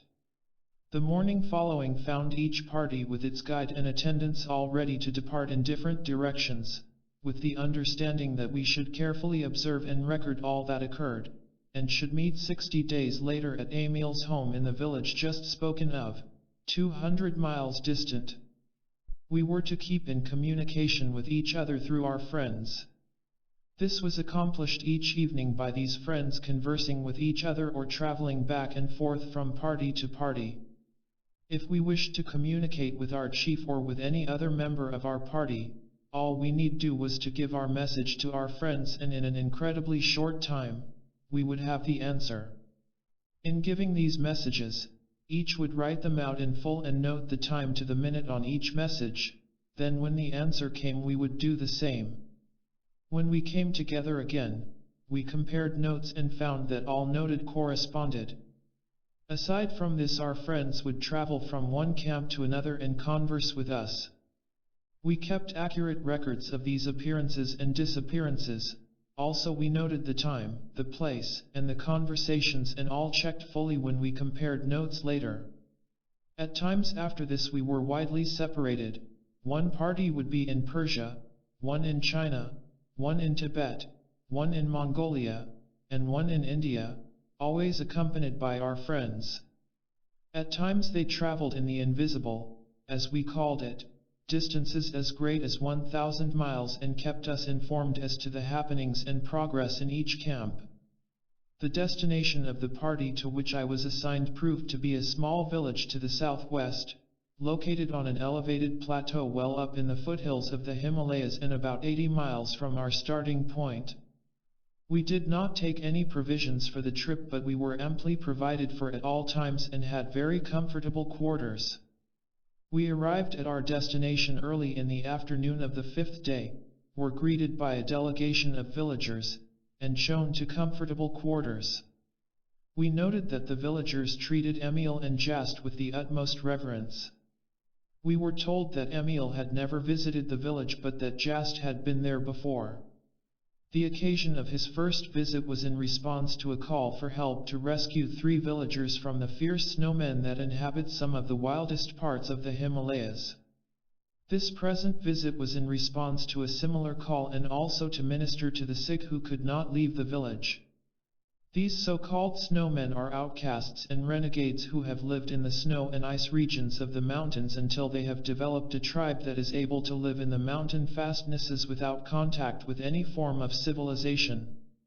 Though not numerous, they are very fierce and warlike and, at times, capture and torture those who are unfortunate enough to fall into their hands. It proved that 4 of the villagers had been captured by these wild snowmen. The villagers, being at their wits' end to know what to do, had sent out a messenger to get in touch with Jast, and he had come to the rescue, bringing Emil and us along. Of course, we were all excited, thinking we were to get sight of these wild people, whom we had heard of but supposed did not exist. We at first believed that a rescue party would be organized and we would be allowed to join. But these hopes were shattered when Emil announced that he and Jast would go alone and that they would go immediately. In a few moments they disappeared and did not return until the second evening, with the 4 captives, who told weird tales of their adventures and of the strange people that had captured them. It seems that these strange snow people go entirely naked, that their bodies have become covered with hair like that of a wild animal, and that they can withstand the intense cold of the mountain altitudes. They are said to move over the ground very swiftly. In fact, it is claimed that they are able to pursue and capture the wild animals that live in the region that they inhabit. These wild people call the masters the men from the sun, and when the masters go among them for the prisoners they do not resist. We were also told that the masters had made a number of attempts to reach these wild people, but these attempts had come to naught because of the fear in which the people held them. It is said that if the masters do go among them, the snowmen will not eat or sleep, but stay in the open night and day, so great is their fear. These people have lost all contact with civilization, even forgetting that they had ever contacted other races or that they are the descendants from them. So far have they separated themselves from others. We were able to get Emil and Jast to say but little about this strange wild tribe, nor could we influence them to take us to them. When we questioned, the only comment was, "They are God's children, the same as we are, only they have lived so long in hatred and fear of their fellow men, and they have so developed the hatred and fear faculty that they have isolated themselves from their fellow men to such an extent that they have completely forgotten they are descendants of the human family, and think themselves the wild creatures they appear to be. They have gone on in this way until they have even lost the instinct of the wild creatures, for the wild creature knows by instinct when a human being loves it and it will respond to that love. All we can say is that man brings forth that which he gazes upon and separates himself from God and man, and in this way he can go lower than the animal. It would serve no purpose to take you among them. It would, instead, harm those people. We are in hopes someday to find someone among them who will be receptive to our teaching and in this way reach them all." Chapter 13. We prepared to return to the village where we had left my associates. I found that Emil and Jast wished to go to another small village, located in the valley about 30 miles from where our trail left the valley trail. I suggested that they go and I accompany them. We camped that night at a sheep herder's lodge and were up and started early next morning in order to reach our destination before dark the next day, as we were walking. We were not able to use horses on the trip to the temple and so had left them at the village. About 10 o'clock that morning there came on a heavy electric storm and it looked as if there would be a downpour, but no rain fell. The country through which we were passing was quite heavily, thick, dry grass. The country seemed exceptionally dry. The lightning ignited the grass in a number of places, and before we knew it, we were virtually surrounded by a forest fire. In a few moments this fire was raging like mad and closing in upon us from three sides with the swiftness of an express train. The smoke was settling down in thick clouds, and I became bewildered and panic-stricken. Emil and Jast seemed cool and collected, and this reassured me somewhat. They said, "There are two ways of escape. One is to try to get to the next creek, where there is water flowing through a deep canyon. If we can reach this canyon, which is about 5 miles away, we can in all probability make ourselves safe until the fire has burned itself out. The other way is to go on through the fire with us if you can trust us to take you through." Instantly all fear left me, as I realized that these men had proved true in all emergencies. Throwing myself, as it were, wholly upon their protection, I stepped between them and we proceeded on our way, which seemed to be in the direction the fire was raging the most. Then immediately it seemed as if a great archway opened before us, and we went on directly through that fire, without the least inconvenience, either from smoke or heat, or from the burning brands strewn along the trail under our feet. There were at least 6 miles of this fire-swept area that we passed through. It seemed to me as if we were as calmly walking along that trail as though there were no fire raging around. This went on until we crossed a small stream and then were out of the fire. While we were going through the fire, Emil said to me, "Can you not see how easy it is to use God's higher law to replace a lower one when you really need the higher? We have now raised the vibrations of our bodies to a higher vibration than that of the fire, and the fire does not harm us. If senses mortal could see us now, they would think we had disappeared, when in reality our identity is as it has always been. In reality we actually see no difference. It is the concept of the mortal senses that loses contact with us. Could they see us as we are, no doubt they would think we had ascended. In reality that is what happens. We do ascend to a plane of consciousness where the mortal does lose contact with us. All can do the same as we are doing. We are using a law given us by the Father to use. We are able to use this law to convey our bodies through any space. This is the law we are using when you see us appear and disappear, or, as you call it, annihilate space.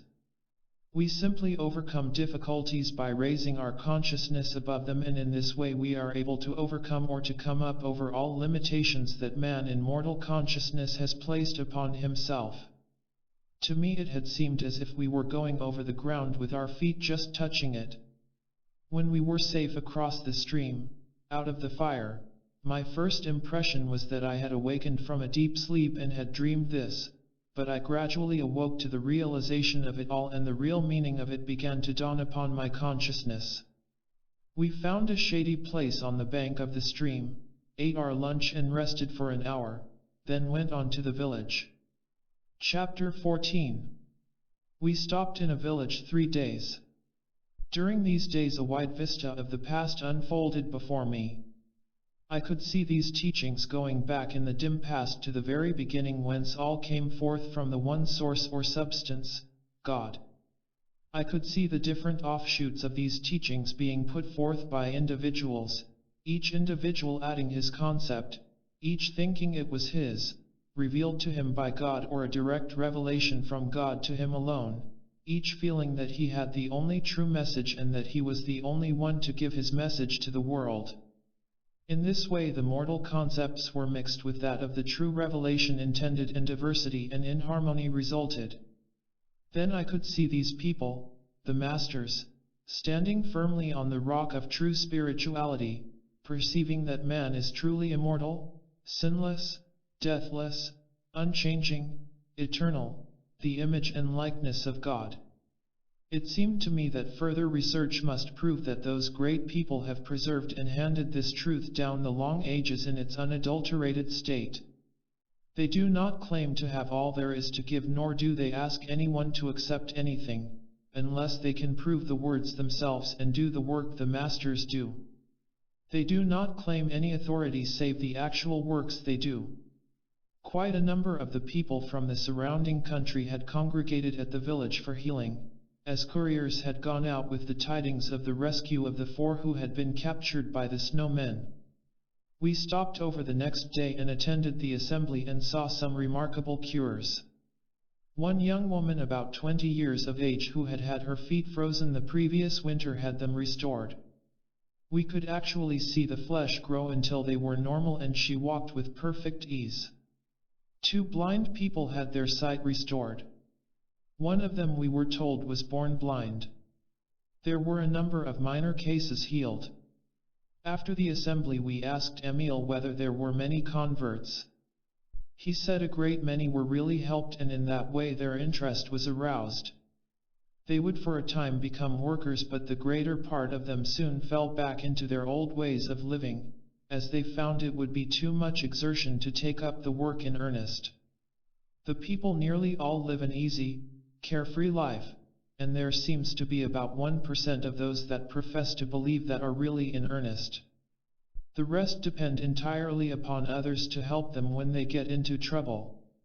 Right here is where a great deal of their trouble lies. The masters say they can assist everyone that really desires help, but they cannot actually do the work for anyone.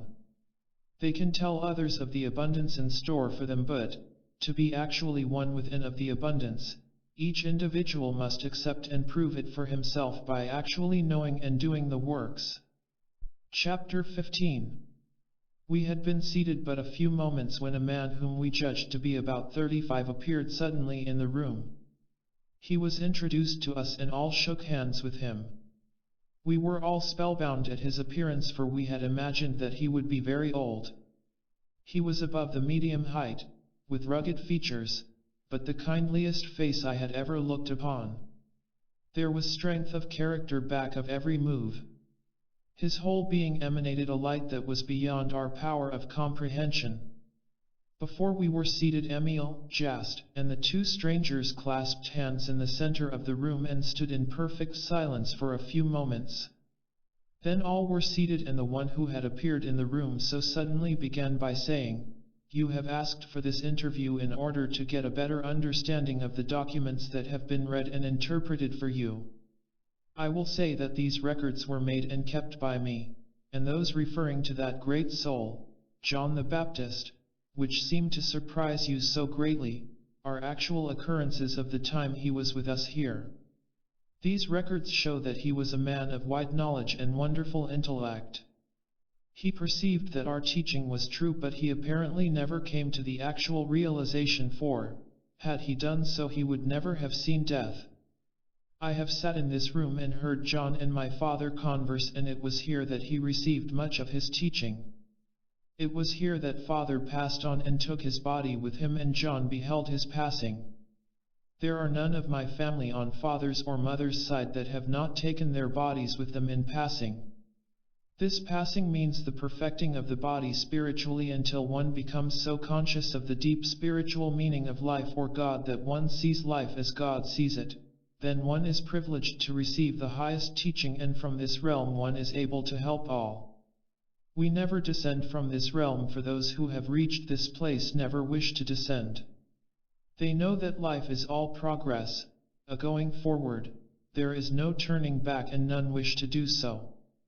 All are reaching out to help those that are striving for more light, and the messages that we are continually sending out into the universal are being interpreted by God's children who are receptive, in every part of the earth today. This is the prime object of reaching this realm or state of consciousness, for we are able to help all in some way. We can and do talk with and instruct those who are receptive and who raise their consciousness, either through their own efforts or the assistance of another. Another cannot do the work for you, nor can another carry you along indefinitely. You must decide to do the work for yourself, then do it. Then you are free and self-reliant. When all come into the consciousness, as Jesus did, that the body is a spiritual body and indestructible, and hold themselves in this consciousness, then we shall be able to communicate with all and give out the teaching we have received to a greater number. We are privileged to know that all can accomplish all that we have accomplished and, thereby, solve every problem of life, and that which has been looked upon as difficult and mysterious will be found simple. I do not seem any different to you from any other man that you meet every day, neither do I see any difference in you. We said we thought we could see something far finer in him. He answered, that is only the mortal as compared with the immortal of man. If you would only look for the God quality and not make any comparison, you would see every human being as you see me, or by looking for the Christ in every face you would bring forth that Christ, or God quality, in all. We make no comparisons, we see only the Christ or God quality in all at all times, and in that way we are out of your vision. We see perfection or have perfect vision, while you see imperfection or have imperfect vision. Until you are in contact with someone who is able to instruct you, until you can raise your consciousness where you can see and converse with us as you are now doing, our teaching seems only inspirational in nature. It is not inspiration when we are conversing or attempting to converse with one. This is only in the nature of instruction leading to the point where the true inspiration can be received. It is inspiration only when it comes direct from God and you let God express through you, then you are with us. The ideal image of the flower in minutest detail is within the seed and must expand, multiply, unfold, and be wrought into the perfect flower by hourly preparation. When this inner image is complete in minutest detail, the flower comes forth beautiful. Just so God holds the ideal image of every child in mind, the perfect image through which He wishes to express. We can get more out of this ideal way of expression than the flower does if we will but let God express through us in the ideal way He has conceived for us. It is only when we take things into our own hands that the problems and difficulties begin. This is not for one, or a few, this is for all. It has been shown us that we are not different from you. It is a difference in understanding, that is all. All the different isms, cults, and creeds, all the different angles of all beliefs, are all good, for they will eventually lead their followers to the realization that underneath all there is a deep factor of actuality that has been missed, a deep something that has not been contacted, or they have failed to contact that which rightly belongs to them, which they can and should rightfully possess. We see it is this very thing that will eventually drive man to possess all. The very fact that man knows there is something to possess, which can be possessed and which he has not, will goad him on until he has it. It is in this way every step in advance is made in all things. The idea is first pressed out from God's into man's consciousness, and he sees there is something ahead if he will but go on. Here man usually blunders and fails to recognize the source from which the idea came, but thinks that it came wholly from within himself. He gets away from God and, instead of letting God express through him the perfection God sees for him, he goes on and expresses in his own way and brings forth imperfectly the thing which should be perfectly wrought or manifest.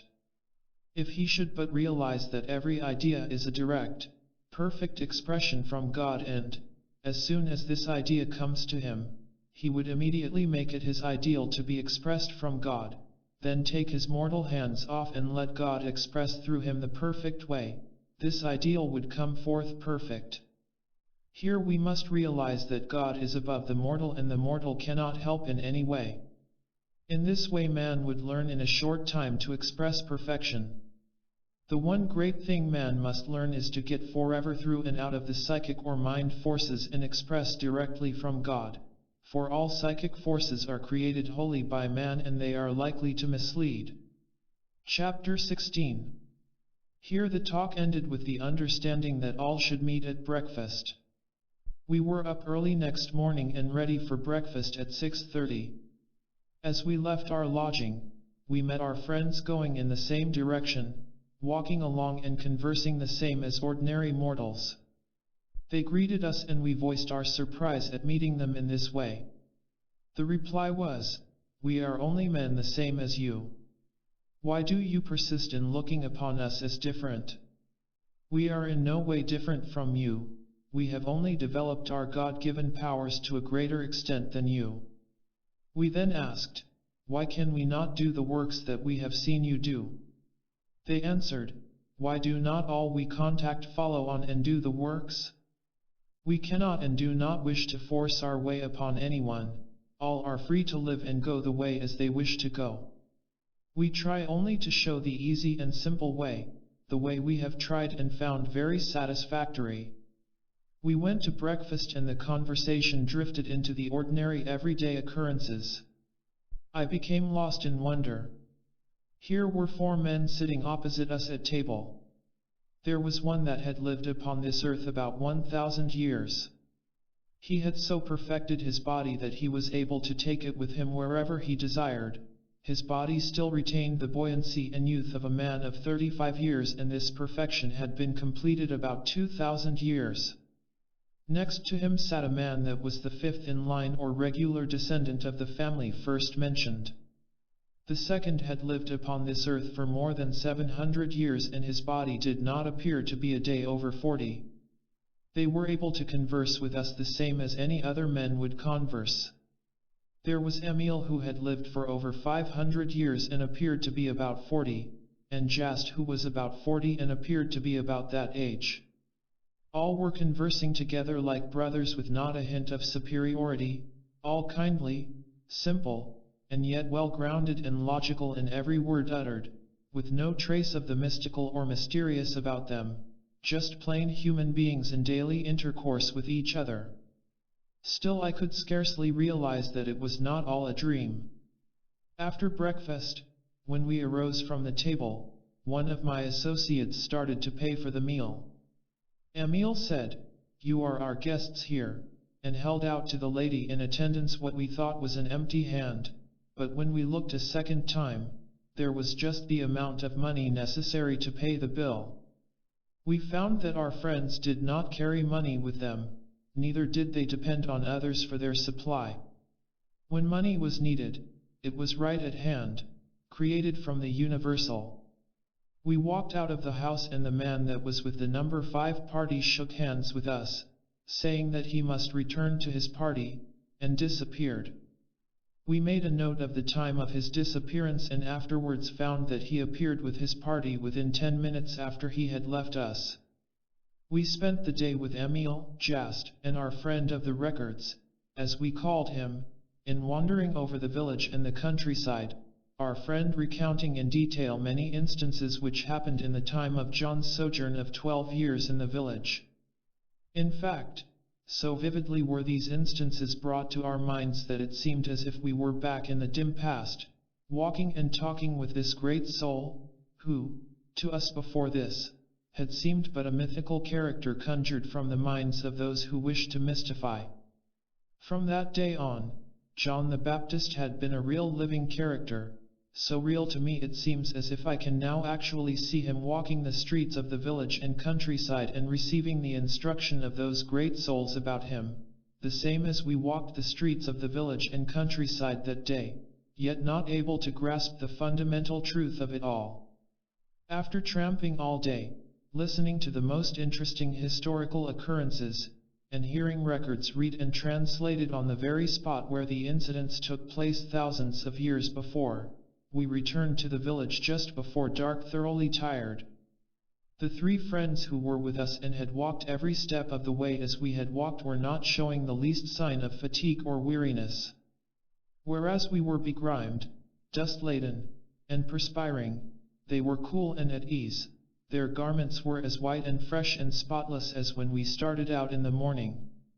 We had noted during all our journeys with these people that none of their clothing became soiled. We had remarked about this a great many times but had received no reply until this evening when, in answer to a remark made, our friend of the records said, "This may seem remarkable to you, but it seems far more remarkable to us that one speck of God's created substance adheres to another of God's creations where it is not wanted and where it does not belong. With the right concept this could not happen, for no part of God's substance can be misplaced or placed where it is not wanted." Then, in an instant we realized that our clothing and bodies were as clean as theirs were. The transformation, for to us it was a transformation, had taken place instantly to all three alike while we stood there. All fatigue left us and we were as refreshed as though we had arisen from bed and had our morning bath. Here was the answer to all our questions.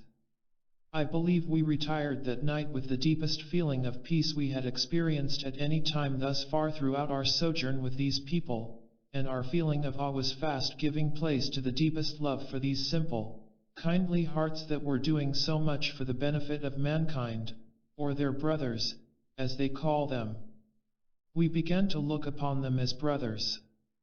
They took no credit upon themselves, saying it was God expressing through them, "Of myself I can do nothing. The Father that dwelleth within me, he doeth the works." Chapter 17. We were up the next morning with every faculty alert with interest and wonder for what that day would reveal. We had begun to look upon each day as a revelation of unfoldment in itself and felt that we were but beginning to realize the deep meaning of the things we were experiencing.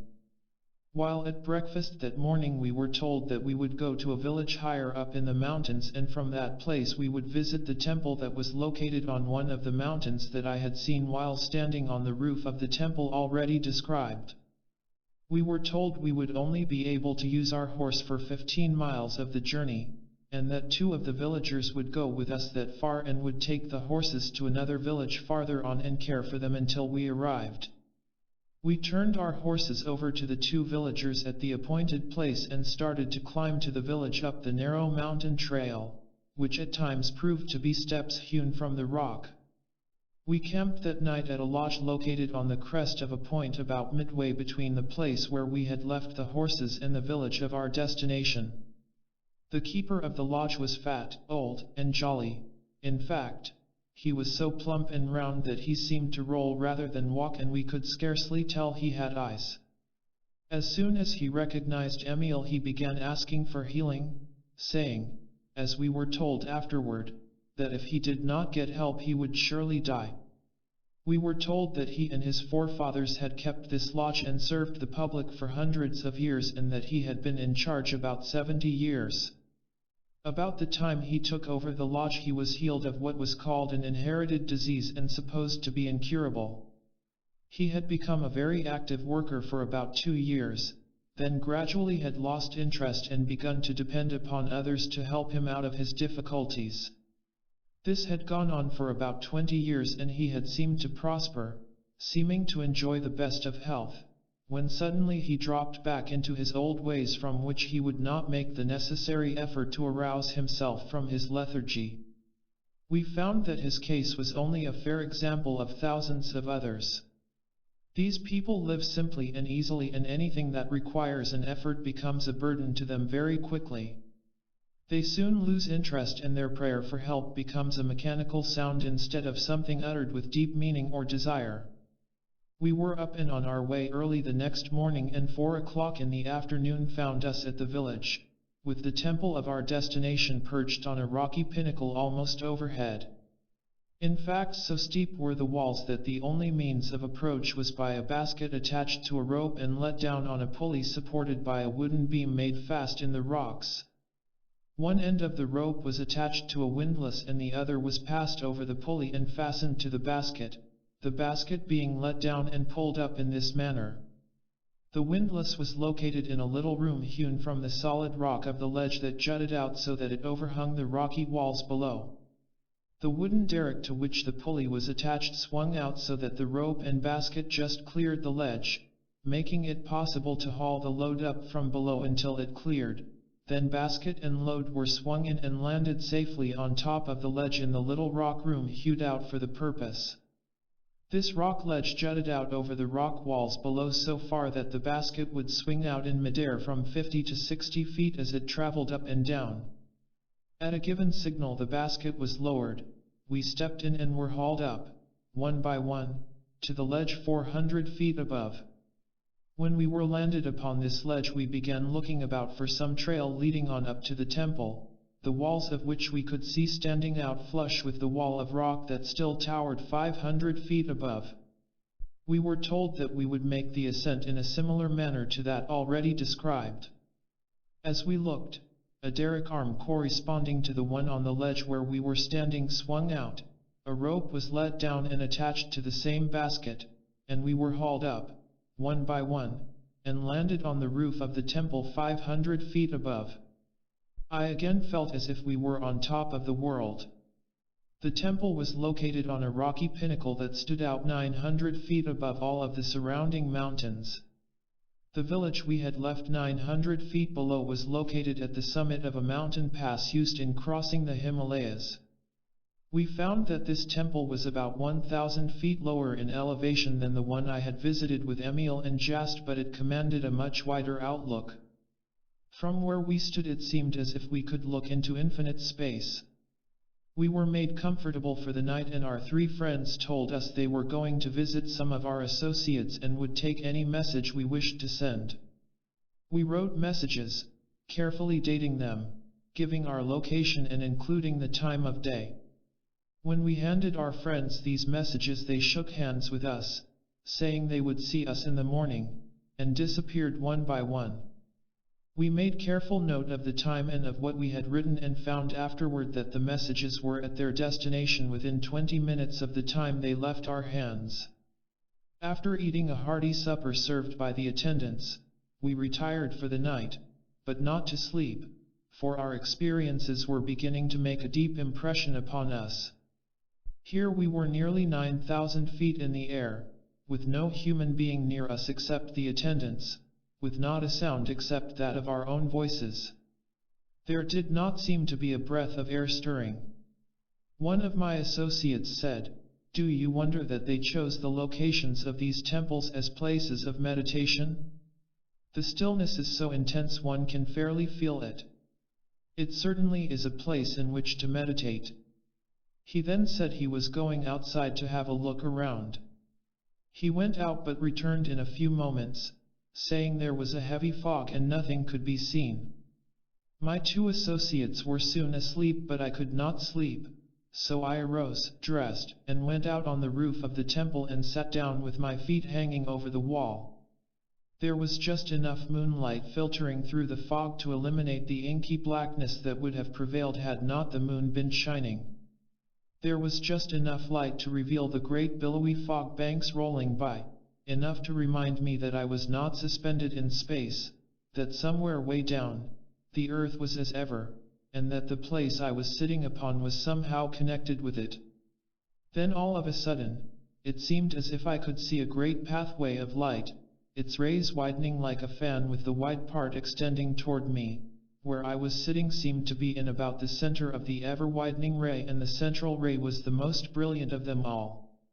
Each ray seemed to project onward in its course until it illuminated one part of the earth. Each illuminated its own particular portion of the earth until the whole blended in one great white ray.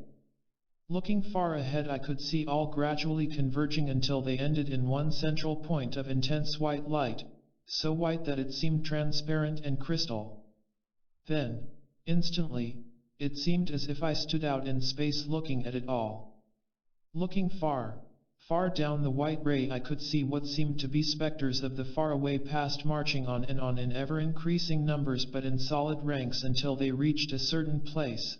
Then they separated wider and wider until they filled the whole of the light ray and covered the entire earth. They all seemed to emerge at first from one central white point of light. They seemed to come forth from this point, first one, then just ahead were two, then just ahead of them were four, and so on until they reached the place of wide divergence, where there were about 100 abreast in solid fan-like array.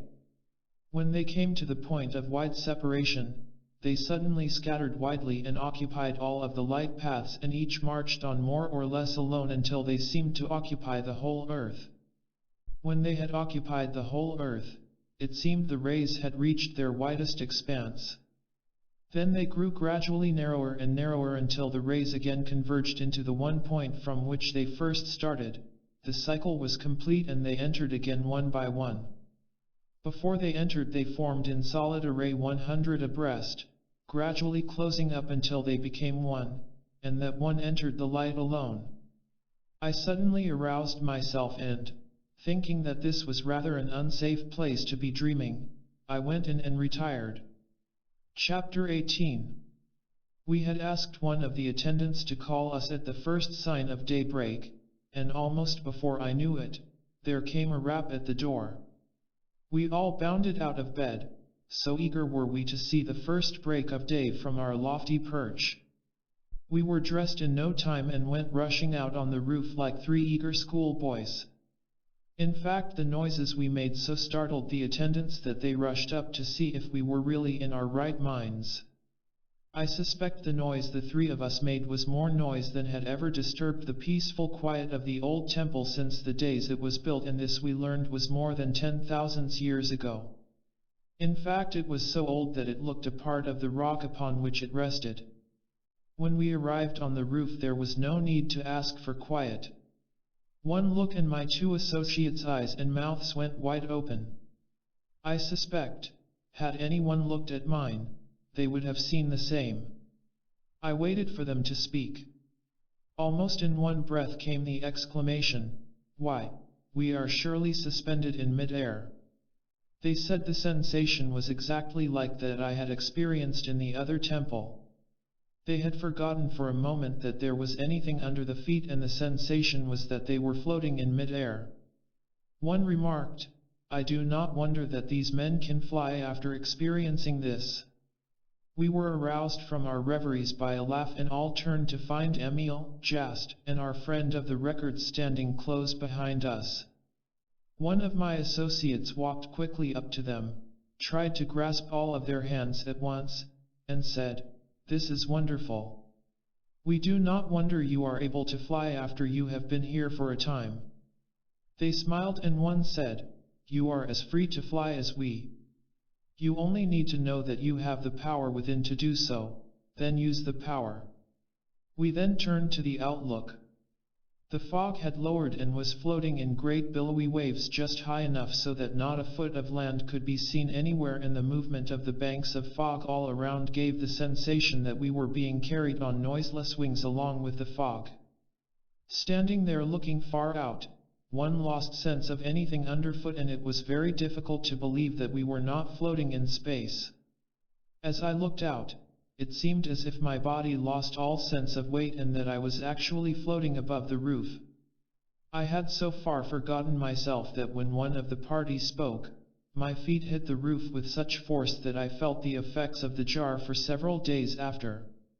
At breakfast that morning we decided to stay over for 3 days, as we expected to visit only one other place of interest before going on to the appointed meeting place. Upon reading the messages Emil had brought, we learned that our chief's party had visited this temple only 3 days before. After breakfast we went out and found the fog gradually clearing. We watched it until it cleared entirely and the sun came up. We could see the little village nestling close in under the cliff and the valley far below. Our friends decided to visit the village, and we asked if we might go with them. They laughed and said we could, but they thought we had better use the basket, as we would present a better appearance if we did than if we attempted their mode of travel. So we lowered one by one to the ledge, then down to the little plateau just above the village. No sooner had the last one stepped from the basket than our friends were there. We went down to the village and spent the greater part of the day. It was a quaint old place, typical of those mountain districts, with its houses built by digging into the side of the cliff, then closing up the opening with rock walls. There were in all about 20 of these houses. We were told that the houses were built in this manner to keep them from being crushed by the heavy snows in winter. The villagers soon began to gather, and Emil talked to them for a few moments. It was arranged that a meeting should be held the following afternoon, and couriers were sent out to notify those of the neighborhood who wished to attend. We were told that John the Baptist had lived at this village and received instruction in the temple, and that the temple remained the same as when John received his instruction there. We were shown where the house had been torn down. That afternoon, when we returned to the temple, the weather had cleared so that we could see a wide expanse of country, and we were shown the trail that John had used in going to and from the temple and the different villages where he lived. The temple was supposed to have been built in the village established more than 6,000 years before John visited there. We were shown the trail we would take when we departed and were told the trail had been in use since the temple was built. About 5 o'clock that afternoon, our friend of the records said he would leave us for a time. He then shook hands, saying he would see us soon, and disappeared. That evening we saw the most remarkable sunset from the roof of the temple that I have ever witnessed, and it has been my good fortune to have seen sunsets in nearly all lands. As evening advanced, a light haze was gathering over a low range of mountains that bordered a wide expanse of tablelands which we could look down upon. When the sun reached this rim, we were seemingly so far above it that it appeared as if we were looking directly down upon a sea of molten gold. Then came the afterglow, and every mountain peak appeared to be aflame. Those in the distance that were covered with snow seemed to be blanketed with fire, and, where glaciers filled the ravines, it appeared as though they were shooting forth great tongues of fire, and these flames appeared to meet and melt with the different hues in the heavens. The lakes that dotted the plain below were transformed suddenly into volcanoes, belching forth fires which ascended and blended with the colors in the heavens. For one moment it seemed as if we were standing on the brink of a silent inferno, then all blended into one harmony of color, and the soft peaceful quiet was beyond description. We sat on the roof until after 12 that night, asking Emil and Jast questions. These questions pertained principally to the people and the history of the country in general. Emil quoted liberally from their records. These records proved that this country was inhabited thousands of years before our history began. Emil went on to say, "While I do not in any way wish to disparage or make light of your history or of those who wrote it, I will say that at the beginning of this history the historians did not go back far enough, but took for granted that Egypt meant what the name implied, outer darkness or the wilderness. It really meant a wilderness of thought. At that time as now, a large portion of the world was in wilderness of thought, and they did not go back of it to get the deeper meaning. They accepted what they saw or heard or what appeared on the surface, recorded it, and your history began. It is quite difficult to correlate the two, and I would not attempt to say that you must take ours as authentic. I would suggest that you choose for yourselves." The moon then appeared over the far-off mountains. We sat and watched it round and full until it rose nearly overhead. It was a beautiful sight, with an occasional light cloud passing by at an elevation just above us. When these clouds went drifting by, it seemed as if the moon and clouds were standing still and we were drifting past them. This went on for an hour when, suddenly, there was a noise as of some object thrown to the roof behind us. We started to our feet and looked around. There stood a middle-aged lady, smiling and asking if she had startled us. Our first impression was that she had jumped from the parapet to the roof, but she had only stamped her foot to attract our attention. The stillness had been so intense we had greatly magnified the sound. Emil stepped forward quickly, greeted her, and introduced us to his sister. She smiled and asked whether she had intruded on our dreams. We then sat down, and in a short time the conversation drifted into reminiscences of her experiences. She has 3 sons and a daughter that had been raised in the work. She replied that the youngest 2 were always with her. We asked if we might see them. She replied that they could come there that evening, and immediately 2 figures, a man and a woman, appeared. They greeted their uncle and their mother, then came forward and were introduced to the 3 of us. The son was a tall, erect, manly fellow, whom we took to be about 30 years of age. The daughter was not tall, rather slight, with very fine features. She was a fine, well-poised girl, whom we judged about 20 years of age. Afterwards, we found that the son was 115 and the daughter was 128 years old. They were all to be present at the meeting the next day and soon went below. After they had retired, we passed complimentary remarks about the son and daughter. The mother turned to us and said, "Every child born is good and perfect. There are no bad children. It does not matter whether they are conceived in the perfect or immaculate or through the sense or material way. The one conceived in the perfect way will soon recognize his sonship with the Father, that he is the Christ or Son of God. Then he will develop and unfold quickly and he will see only perfection. The one conceived through the sense way may also immediately recognize his sonship, perceive that the Christ is in him, and may realize his perfection by idealizing the Christ. He gazes upon that ideal, loves and cherishes it until he manifests or brings forth that which he gazes upon, the Christ. He is reborn and is perfect. He has brought forth perfection from within himself, that perfection which was always there. The one held to the ideal and was perfect, the other perceived the ideal and unfolded that ideal, and regained perfection. Thus no child is bad, all are good and from God." Here one of the parties suggested that it was bedtime, as it was past 12 o'clock. Chapter 19. 5 o'clock the next morning found us all assembled on the roof of the temple. After the regular morning greetings, we gathered around and, as is the usual custom, a selection was read. The selection this morning was from the records of the temple. Jast translated them and we were surprised to find that the translation closely corresponded to the first chapter of St. John in our Bible, and the second reading corresponded to the first chapter of Luke. After the reading, we asked if we might get our Bible and compare the versions. They readily consented and, with the assistance of Jast, we made the comparison and were surprised at the similarity. We had scarcely finished when the breakfast call sounded and all went in. After breakfast we prepared to descend to the village and, for the time, the comparison left our minds. When we arrived we found quite a number congregated from the nearby country and were told by Jast that they were nearly all shepherds that pastured their flocks in the high mountains in summer, and the time for leaving the lower regions was fast approaching. We were told that such a meeting as would take place that afternoon was always called just before the people departed.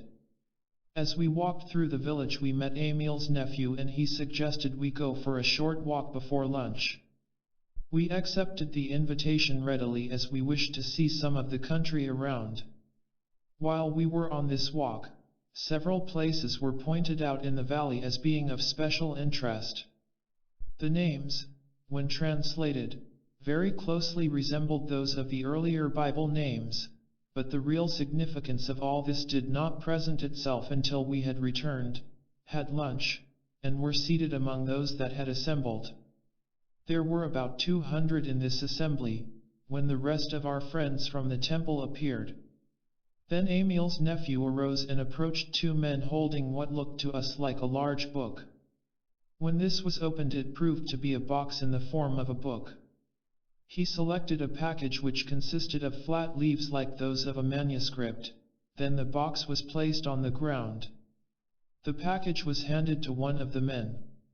He opened it and handed the first leaf to Emil's nephew. When the reading of each leaf was finished, it was handed to the other man who placed it in the box. The reading proceeded, with Jast as interpreter.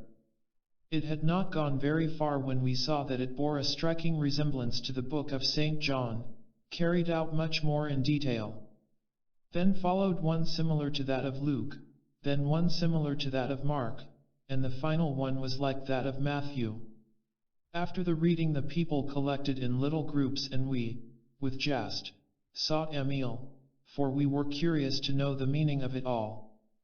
We were told that these records were read each year at the meeting and that this place was the center of the country where these scenes were enacted long years ago. We remarked the similarity of these happenings with those chronicled in our Bible and were told that there was no question but that some of the earlier scenes as chronicled in our Bible were taken from these records, but those happenings of a later date, such as the crucifixion, took place elsewhere, the whole reaching its climax in the birth and life of Christ. The foremost thought of it all was the search for the Christ in man and to show those who had wandered away from the ideal that the Christ lived in them as he always had. Emil went on to say it does not matter where the scenes were enacted, it is the underlying spiritual significance which we wish to perpetuate. We spent the balance of the afternoon and the next day making comparisons and taking notes. Space will not permit the inclusion here of these notes and comparisons, but the spiritual meaning will be understood by reading these chapters mentioned above. We found that the father of Emil's nephew who read the records to us was born in the village and was a direct descendant of John, and that it was the custom for some member of the family to come to this place at this time and read these records. The temple above us was the one where Zacharias and John both had worshipped. We found that our friends wished to be on their way, so it was arranged that Jast would stay with us and the others would go on. We finished with the records the next day, then left the temple early the morning after. Although the hour was early, nearly all the villagers were up to bid us Godspeed. Chapter 20. The next 5 days our trail led us through the country that John had traveled. The 5th day brought us to the village where our horses were waiting for us. Here Emil met us, and from this time on the traveling was comparatively easy to the village where Emil lived. As we neared this village we could see that the country was more thickly populated and the roads and trails were far better than any we had traveled. Our way led along the fertile valley and we were following this valley to what happened to be a level plateau. We noticed that the valley was gradually getting narrower as we went on, and at last the walls came in so close on each side of the stream that they formed a canyon. About 4 o'clock of the day we reached the village. We came suddenly to a perpendicular bluff over which the stream fell in a drop of about 300 feet. The road led to a level place at the foot of the cliff, near the falls. We found that there was an opening cut in the sandstone on an angle of 45 degrees to the plateau above, and steps had been hewn in the floor of the upraise so that the ascent was an easy one. Great stone doors had been so arranged that they could be closed into the opening at the foot of the cliff, thus presenting a formidable barrier to an intruding foe. When we reached the plateau above, we found the stairway up the incline was the only means of egress or ingress that the creek afforded.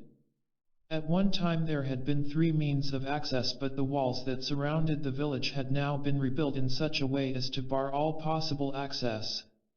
A great many houses in the village were built so that one wall formed a part of the wall that surrounded the village.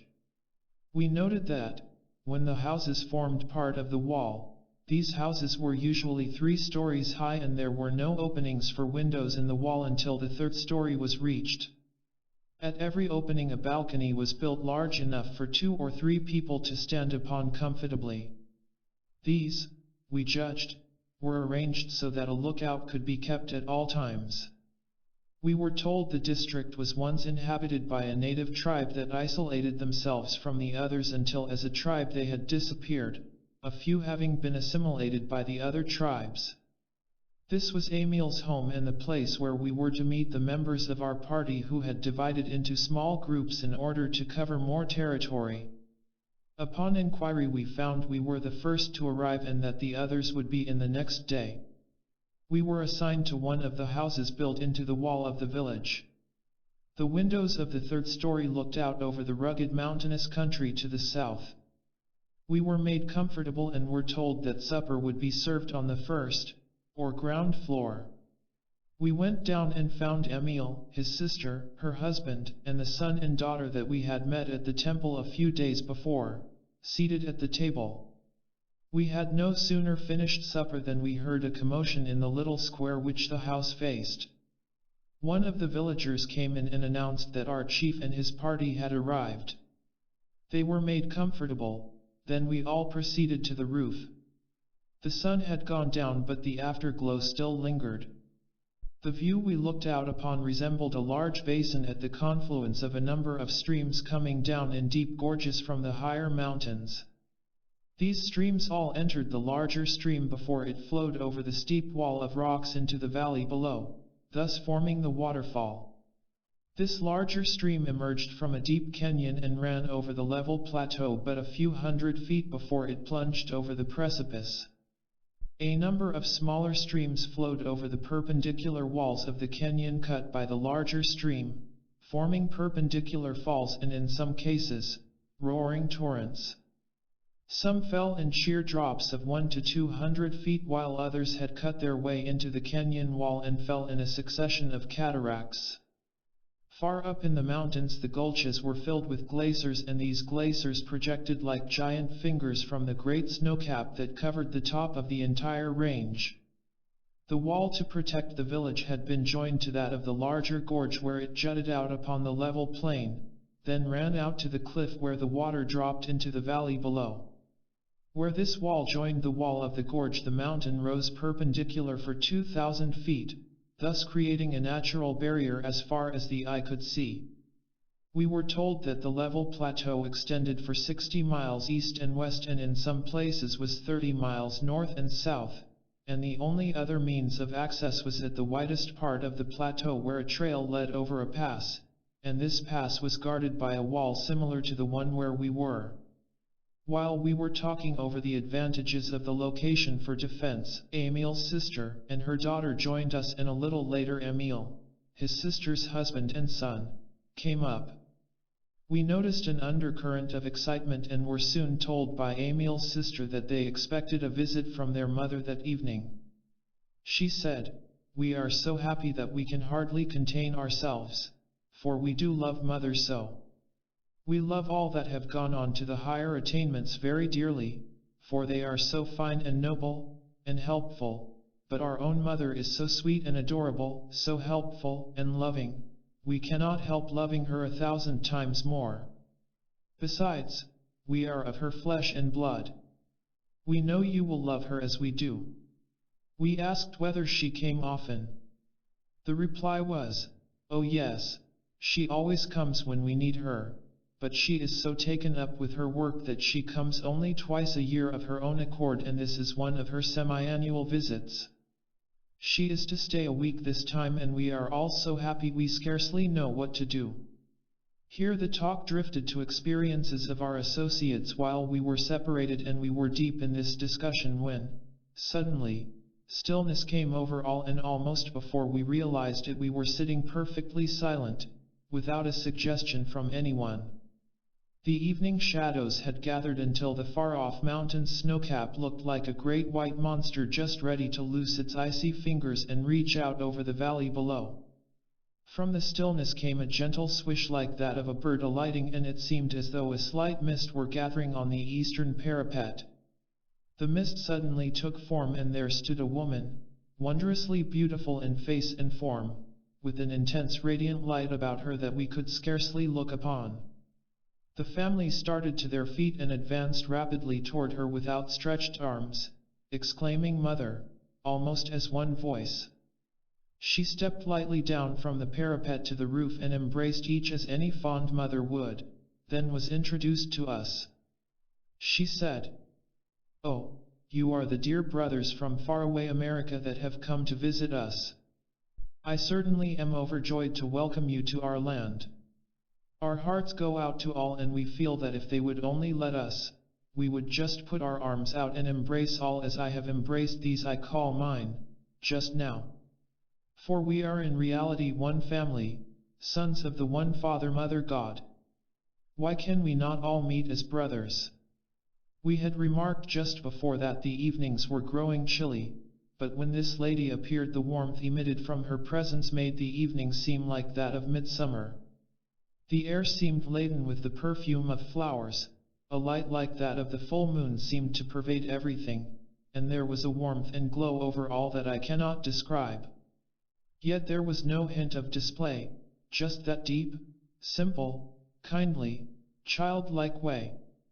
It was suggested that we go below, and the mother with the other ladies led the way to the stairs, with our party following and the men of the household bringing up the rear. Then we noticed that, although we seemed to be walking in the usual way, our feet made no sound upon the roof or the stairs. We were not trying to go quietly, in fact, one of our party said he deliberately tried to make a noise and could not. It did not seem as if our feet came in contact with the roof or stairs. We went into a beautifully furnished room. As soon as we entered and were seated, we noticed a warmth and glow, and the room was filled with a soft light that none of us could explain. All maintained a deep silence for a time. The mother asked if we were comfortably located and cared for, and if we were enjoying our trip. The talk led to general everyday subjects, and she seemed familiar with them all. The talk then led to our home life, and the mother gave us the given names of fathers, mothers, sisters, and brothers, and we were surprised at the detailed description of each of our lives that she gave without asking us one question. She told us the countries we had visited, the work we had accomplished, and where we had failed. This was not told in a vague way that we would be obliged to piece together, but every detail stood out as plainly as if we were living the scenes over again. After our friends bade us good night, we could but wonder, when we realized that not one of them was less than 100 years old, and the mother was over 700 years, and 600 of that time she had lived on earth with her physical body. Yet all were as buoyant and light-hearted as though they had been 20, and nothing was assumed. It was as though youthful people were with us. Before they departed that evening, we were told there would be quite an assembly in the lodge the next evening, and that we were all invited to be present. Chapter 21. Before noon of the next day, all of the parties had arrived. We spent the afternoon in comparing notes, and these notes checked to the letter. That evening, after we had finished with our notes, we were invited to go directly to the lodge for dinner. When we arrived, we found about 300 people, men, women, and children, assembled and seated at long banquet tables. They had reserved places for us at one of the end tables so we could look down the whole length of the room. The tables were all covered with beautiful white linen and set with china and silver plate as for a real banquet, yet there was but one dim light burning in the hall. After we had been seated for perhaps 20 minutes, there was a deep stillness, and in a moment a pale light flooded the room. The light grew stronger and stronger until all the room was aglow, and everything in the room sparkled as if thousands of incandescent lamps had been cunningly hidden and turned on gradually until all were fully lighted. We were to learn afterwards that there were no electric lights in the village. After the light came on, the stillness lasted for about 15 minutes, then of a sudden, a mist seemed to gather, and there was the same gentle swish like the sound of wings that we had heard the evening before when Emil's mother appeared before us. The mist cleared, and standing in the room at different points were Emil's mother and 11 others, 9 men and 3 women. Words fail to describe the radiant beauty of that scene. When I say that, although they had no wings, they appeared like a troop of angels, I am not exaggerating. They stood for an instant as if transfixed. All bowed their heads and waited. In a moment there came music from unseen voices. I had heard of heavenly voices, but I had never experienced them until that night. We were fairly lifted from our seats. Toward the close, those that had appeared walked to their seats, and we again noticed that, though they made no effort to walk quietly, their feet did not make the slightest noise. When the 12 were seated in their respective places, the same mist appeared again, and when it cleared there stood 12 more. This time there were 11 men and 1 woman, and among these was our friend of the records. As they stood there for a moment, another song burst forth. When the song was nearly ended, the 12 walked to their respective places without the slightest noise. They were no sooner seated than the haze again filled the room. When it had cleared there were 13 standing, this time across the far end of the hall, 6 men and 7 women, 3 men and 3 women on each side of the woman in the center. The center one appeared to be a beautiful girl in her teens. We had thought every woman that appeared was very beautiful, but this one surpassed them all. They stood with bowed heads for a moment, and the music again burst forth. This music floated out for a moment, then the choir of voices began. We arose to our feet. As the tones rolled on, it seemed as though we could see thousands of mystical forms moving about the singing as with one voice, and through it all there was not one sad refrain, not one minor key.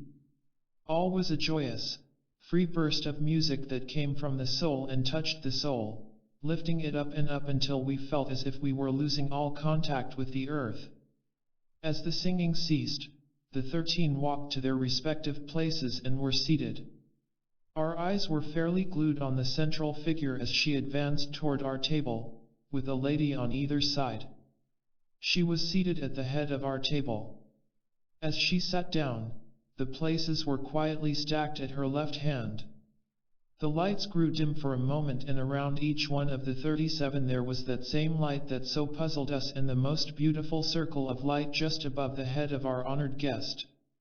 We were the only ones in that assembly that were greatly moved. Those assembled with us seemed to take it as a matter of course. After all were seated, the silence was maintained for a time, then every voice in the room burst forth in a glad, free chant led by the 37 that had appeared. When this was finished, the lady at the head of our table arose and held out her hands. On them appeared a small loaf of bread about 2 inches square and about 14 inches long. Then each one of the other 36 arose, came forward, and received a similar loaf from her hands. They passed around to all the tables and gave to each one a portion of the bread. Our Lady passed around and gave each one a portion of her loaf. As she handed each of us our portion, she said, "Know ye not that Christ dwells within you and in all? Know ye not that your body is pure, perfect, young, ever beautiful, divine? Know ye not that God created you in exact image and likeness of himself and gave you dominion over all things? You, of yourself, are always Christ, the perfect Son of God, the only begotten Son of God, in whom the Father Mother is well pleased.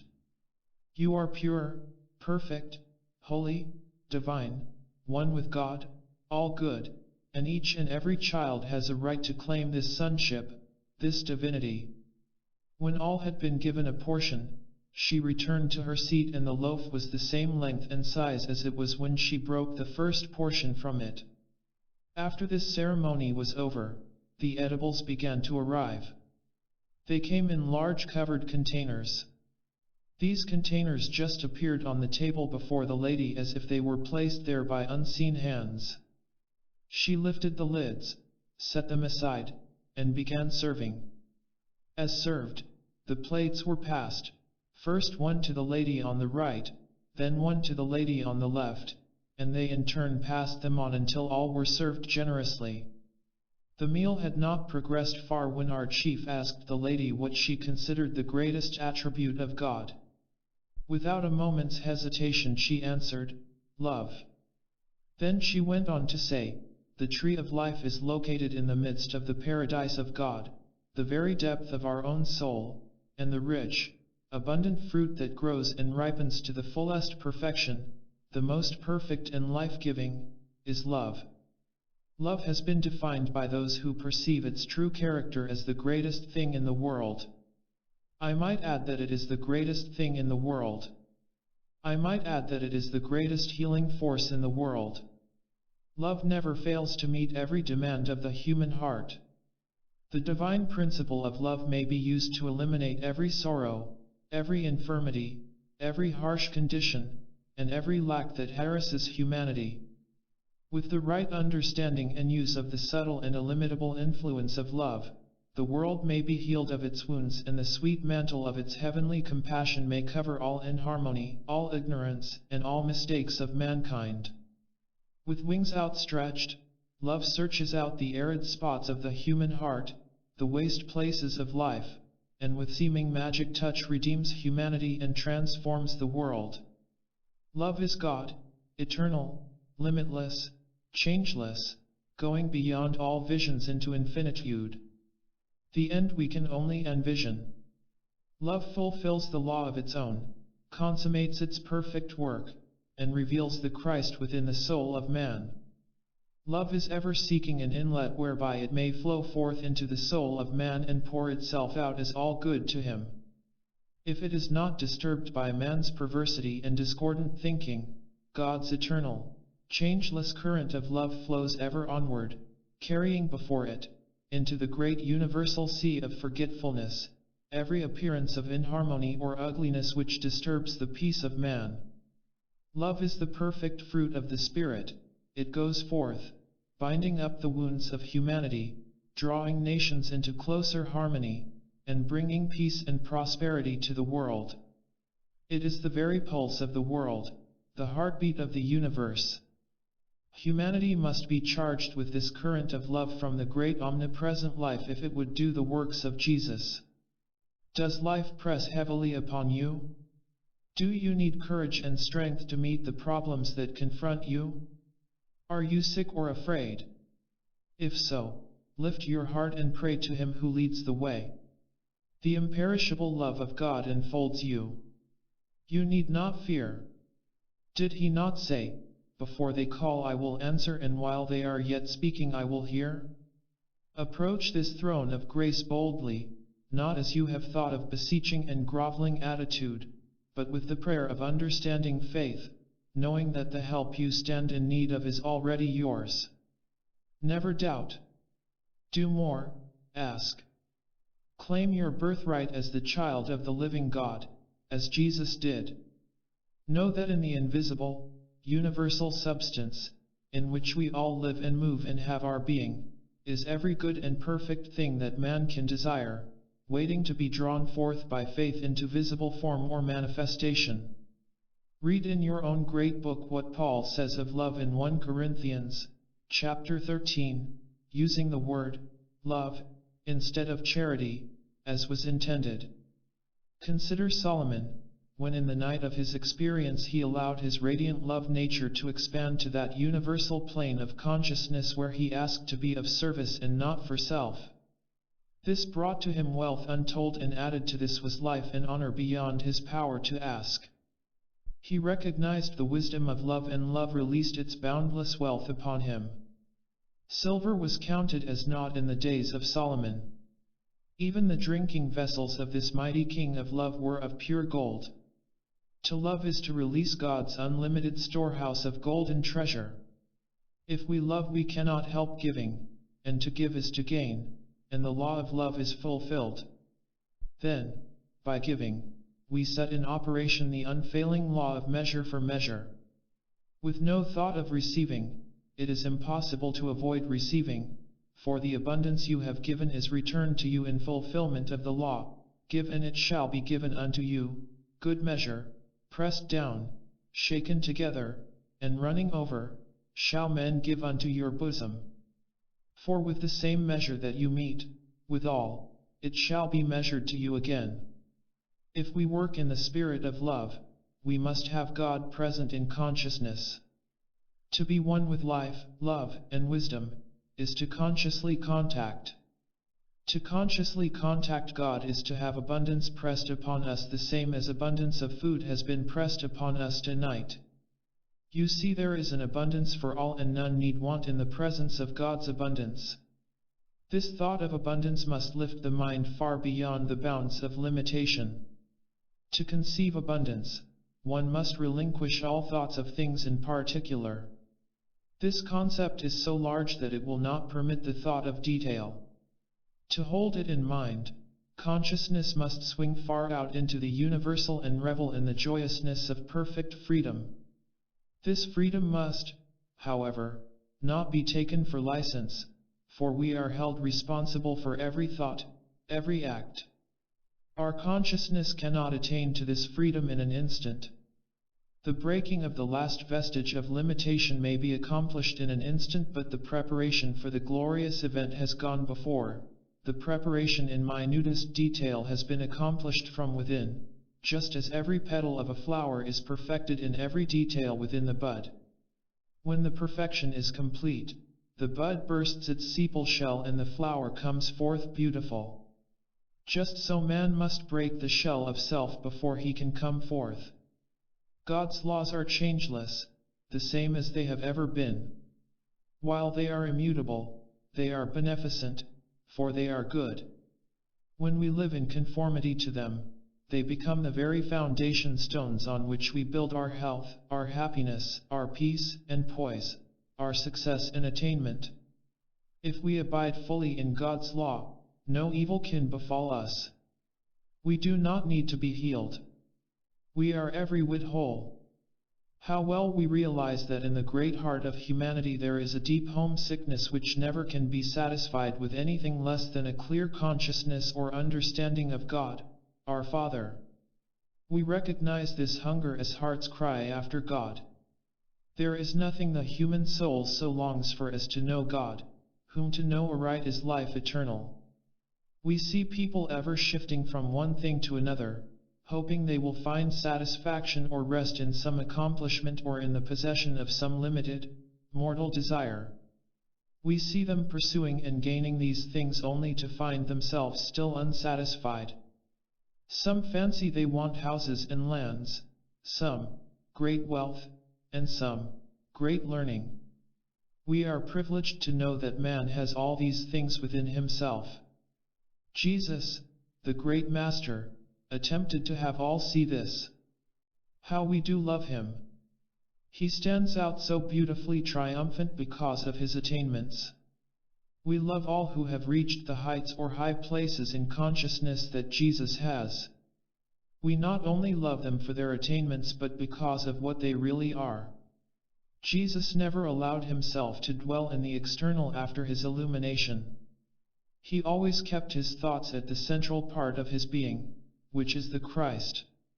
In Jesus, the Christ, or central spark which is God in us all, living in everyone today, was drawn forth to show itself perfectly ruling the material body or flesh man. It is in this way that he did all his mighty works, not because he was in some way different from you. He had no greater power than all have today. He was not in some way a son of God and we only servants of God. He did these works because this same divine spark, which the Father has implanted in every child born, was fanned into a brighter flame by his own efforts in holding himself in conscious communion with God himself, the source of all life, love, and power. Jesus was a man the same as all men are today. He suffered, was tempted, and tried, just as you suffer because of temptation and trials. We know that during his residence on earth in the visible body Jesus spent hours of every day alone with God, and we know that, in his early manhood, he went through just what we have gone through and what you are going through today.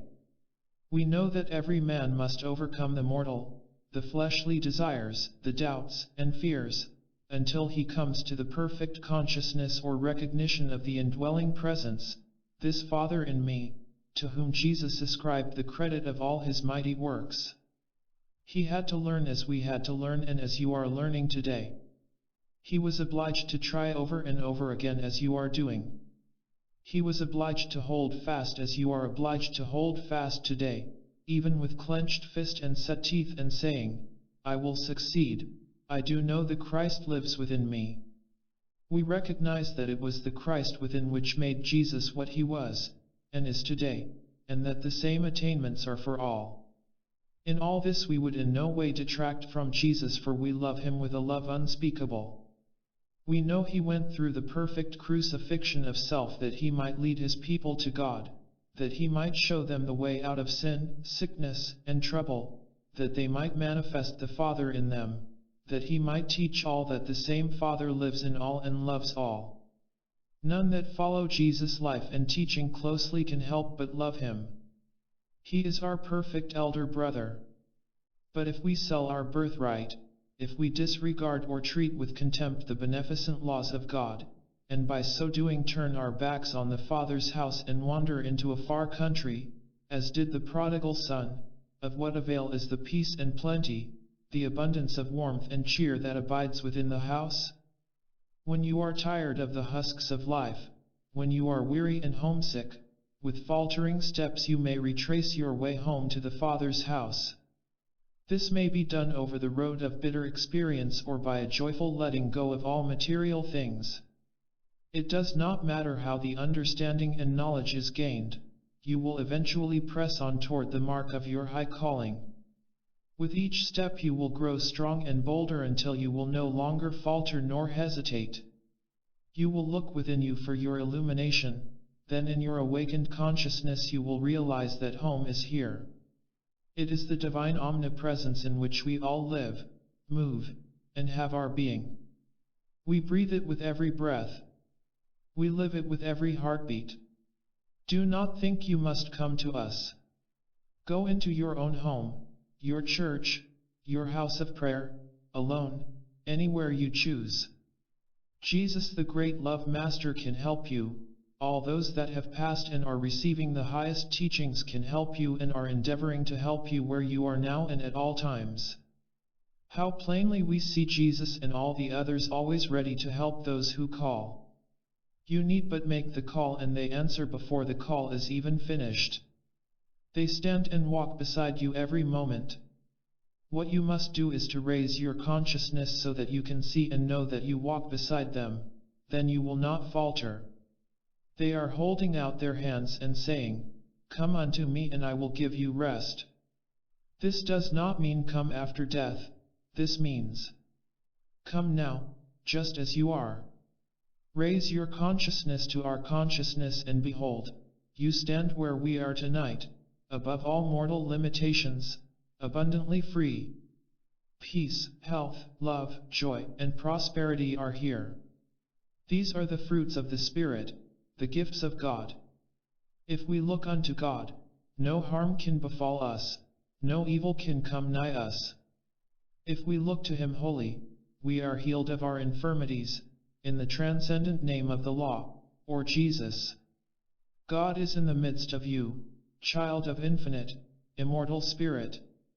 There is naught to make you tremble or despair, naught to make you fear. From the bosom of the Father you came, the breath of Almighty God created you a living soul. Before Abraham was, you were. Beloved, now are we sons of God, joint heirs with Christ. The same power is in you that is in Jesus. This is called the mantle of the Spirit. With the right concept of this, it is found that there is no decay, no disease, no accident, no death, nothing that can take your life in any way. You can draw this mantle so closely around you that nothing can penetrate it, nothing can touch you. All the destructive agencies or forces ever created by man may be directed at you, yet you will come forth unharmed. If by any chance the outer form should be destroyed, it would immediately return as spiritual in the same form. This is an armor better than any armor plate ever devised by man, and you can use it at all times without money and without price. You can stand forth as you are, the child of the living God. Jesus recognized this, and He could have saved Himself the Calvary experience. Had He wished to use His power, His enemies could not have touched Him. He saw there was a great spiritual change taking place in His body and saw that, if this was brought about among those He knew and loved, without some outward change, a great many would not recognize the spiritual import but would still cling to the personal. He knew that He had the power to overcome death, and He wished to show those that He loved that they had the same power, so He chose the Calvary way, the way they could see, and seeing, they would believe. He also wished to show that He had so perfected His body that, should His enemies take His life, as they looked upon life, and place His body in the tomb and roll a great stone thereon, the last limitation that man could put upon it, still He, the true self, could roll away the stone and raise His real or spiritual body above all mortal limitations. Jesus could have taken His body and disappeared, but He chose to show that, when the spiritual body is developed, no material accident or condition can destroy it, not even the taking of the life by another. After the crucifixion and ascension, His body was so highly developed spiritually that Jesus was obliged to raise the consciousness of those about Him to a plane where they were able to see Him, just as we are obliged to raise the consciousness of nearly all those about us tonight. When the women came to the tomb that morning and found the stone rolled away and the grave clothes lying by, even they did not know Him until He had raised their consciousness to the plane where they could behold Him. Then later, when two were on the road to Emmaus, Jesus drew near and conversed with them, yet they knew him not until he broke bread with them. At that time their consciousness was raised to the plane where they could behold him. Just so, when he appeared to others, he even walked and talked with them, yet they did not recognize him because their consciousness was not functioning on the plane where they could see him. The moment their consciousness did rise or function on the plane with his, they saw him. Then some perceived the spiritual import of actuality. They saw the deep meaning underlying it all. They knew. Yet with all this a great many did not believe in him because they had not yet attained a plane in consciousness where they could see or perceive the underlying spiritual meaning. Then the veil of mystery drawn by man's mortal perception was removed. And the veil of the temple was rent in twain from the top to the bottom. The consciousness was attained that death had been overcome, and that not only death, but all man-made mortal limitations could and would be overcome, by coming up over them or raising our consciousness to the plane on which they can no longer be seen and, therefore, do not exist. If this consciousness is loved and cherished, it will come forth. This was the revelation that came to Jacob as he lay upon the hard stone of materiality. It was revealed to him that that which is gazed upon is brought forth, and his realization of this released him from his material bondage. It was this which prompted him to put spotted sticks in the cows' drinking water, thus causing them to bring forth spotted offspring. We can so definitely put forth our ideal into the formless that it is formed direct from the unformed, that which appears invisible to mortal consciousness. The drinking water of the cows but typifies the mirror through which the image held in mind is reflected to the soul, the innermost, and then conceived and brought forth. It is the same with the friends assembled here tonight. Only a few of the earnest ones perceive, and they go on, unfold, and do the real work of God. Others make a good beginning, but it soon requires too much exertion to surmount the first wall of materiality. They find it much easier to drift with the tide and they drop out. We have all lived in the visible, mortal plane on this earth. In fact, we have never left the earth. We are now invisible only to those that are in mortal consciousness. To those that are on a higher plane of consciousness we are always visible. Every seed idea placed in the soul becomes a conception and is given thought form in mind, later to be experienced in physical form. Ideas of perfection produce perfection. The reverse is equally true. Just as the sun and the earth produce with equal willingness the mighty tree or the frailest flower, when their respective seeds are planted, so spirit and soul respond to man and that which he desires or that for which he has asked, believing, he receives. Those that have passed from the visible through death are manifesting on the same psychic plane as when they left the body, for the mortal mind functions on the psychic plane. This is the cause of the great psychic realm which lies between the material, or visible, and the true spiritual, and through which all aspiring to the true spiritual must force their way before the spiritual is perceived. In order to perceive the spiritual, we must forge through the psychic directly to God. Death releases the soul only to the psychic plane and it manifests on the same spiritual plane it was in when the soul was released from the body. The one so passing has not perceived that there is but one spirit, one mind, one body, and that all came forth from this one and must return to it. The spirit sent forth from this one and given a perfect body is as much a part of the one spirit as our arm is a part of our whole body, and is never separated from it any more than any member of our body is a separate part, but is one with the whole body and must be fitly joined with it to make up the whole. So must all spirit or expression be fitly joined together to be complete and perfect. They shall all be gathered together in one place, means that we shall be conscious that we are one expression of the divinity and all from the same source, God. This is the atonement, the at-one-ment, knowing we are all created in the image and likeness of God, exactly like Him, an image through which He may and can express the ideal He has conceived for us. To be willing that God shall express perfectly through us the highest ideal he has conceived is the meaning of, not my will, but thine, O God, be done. None can rise above mortal thoughts without doing the will of God, whether he does it consciously or unconsciously. Here the talk dropped for a moment and one of our party asked about the relativity of matter. She went on to say, the real world is substance, the relativity of substance. Let us consider for a moment the five kingdoms, the mineral, the vegetable, the animal, the man, and the God kingdoms. We will begin at the mineral, the lowest. We find every particle of the mineral kingdom expressing the one life, the life of God.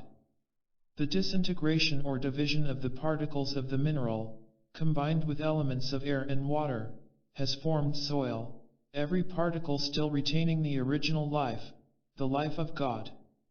This gives place to the vegetable kingdom, the next higher expression of God to come forth. Then the vegetable, every part of which contains this one life, has taken up a part of this life from the mineral, has increased and multiplied it, and is expressing it one step higher toward the God kingdom. This gives place to the animal, the next higher expression of God. Then the animal, every part of which contains the one life, has taken up a part of this life from the vegetable, has increased and multiplied it, and is expressing one step higher toward the God kingdom. This gives place to the man kingdom, the next higher expression of God. Then the man kingdom, every part of which contains the one life, has taken up a part of this one life from the animal kingdom and, in expressing it one step higher, gives place to the God kingdom, the highest expression through man. When man has attained this kingdom, he recognizes that all have come forth from the one source, that all contain the one life, the life of God, and he has gained the mastery over all material things. But we need not pause here, for all is progression. When he arrives here he will find there are new worlds still to conquer.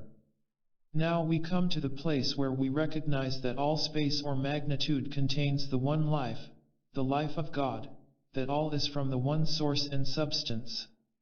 Then all substance becomes relative or related, does it not?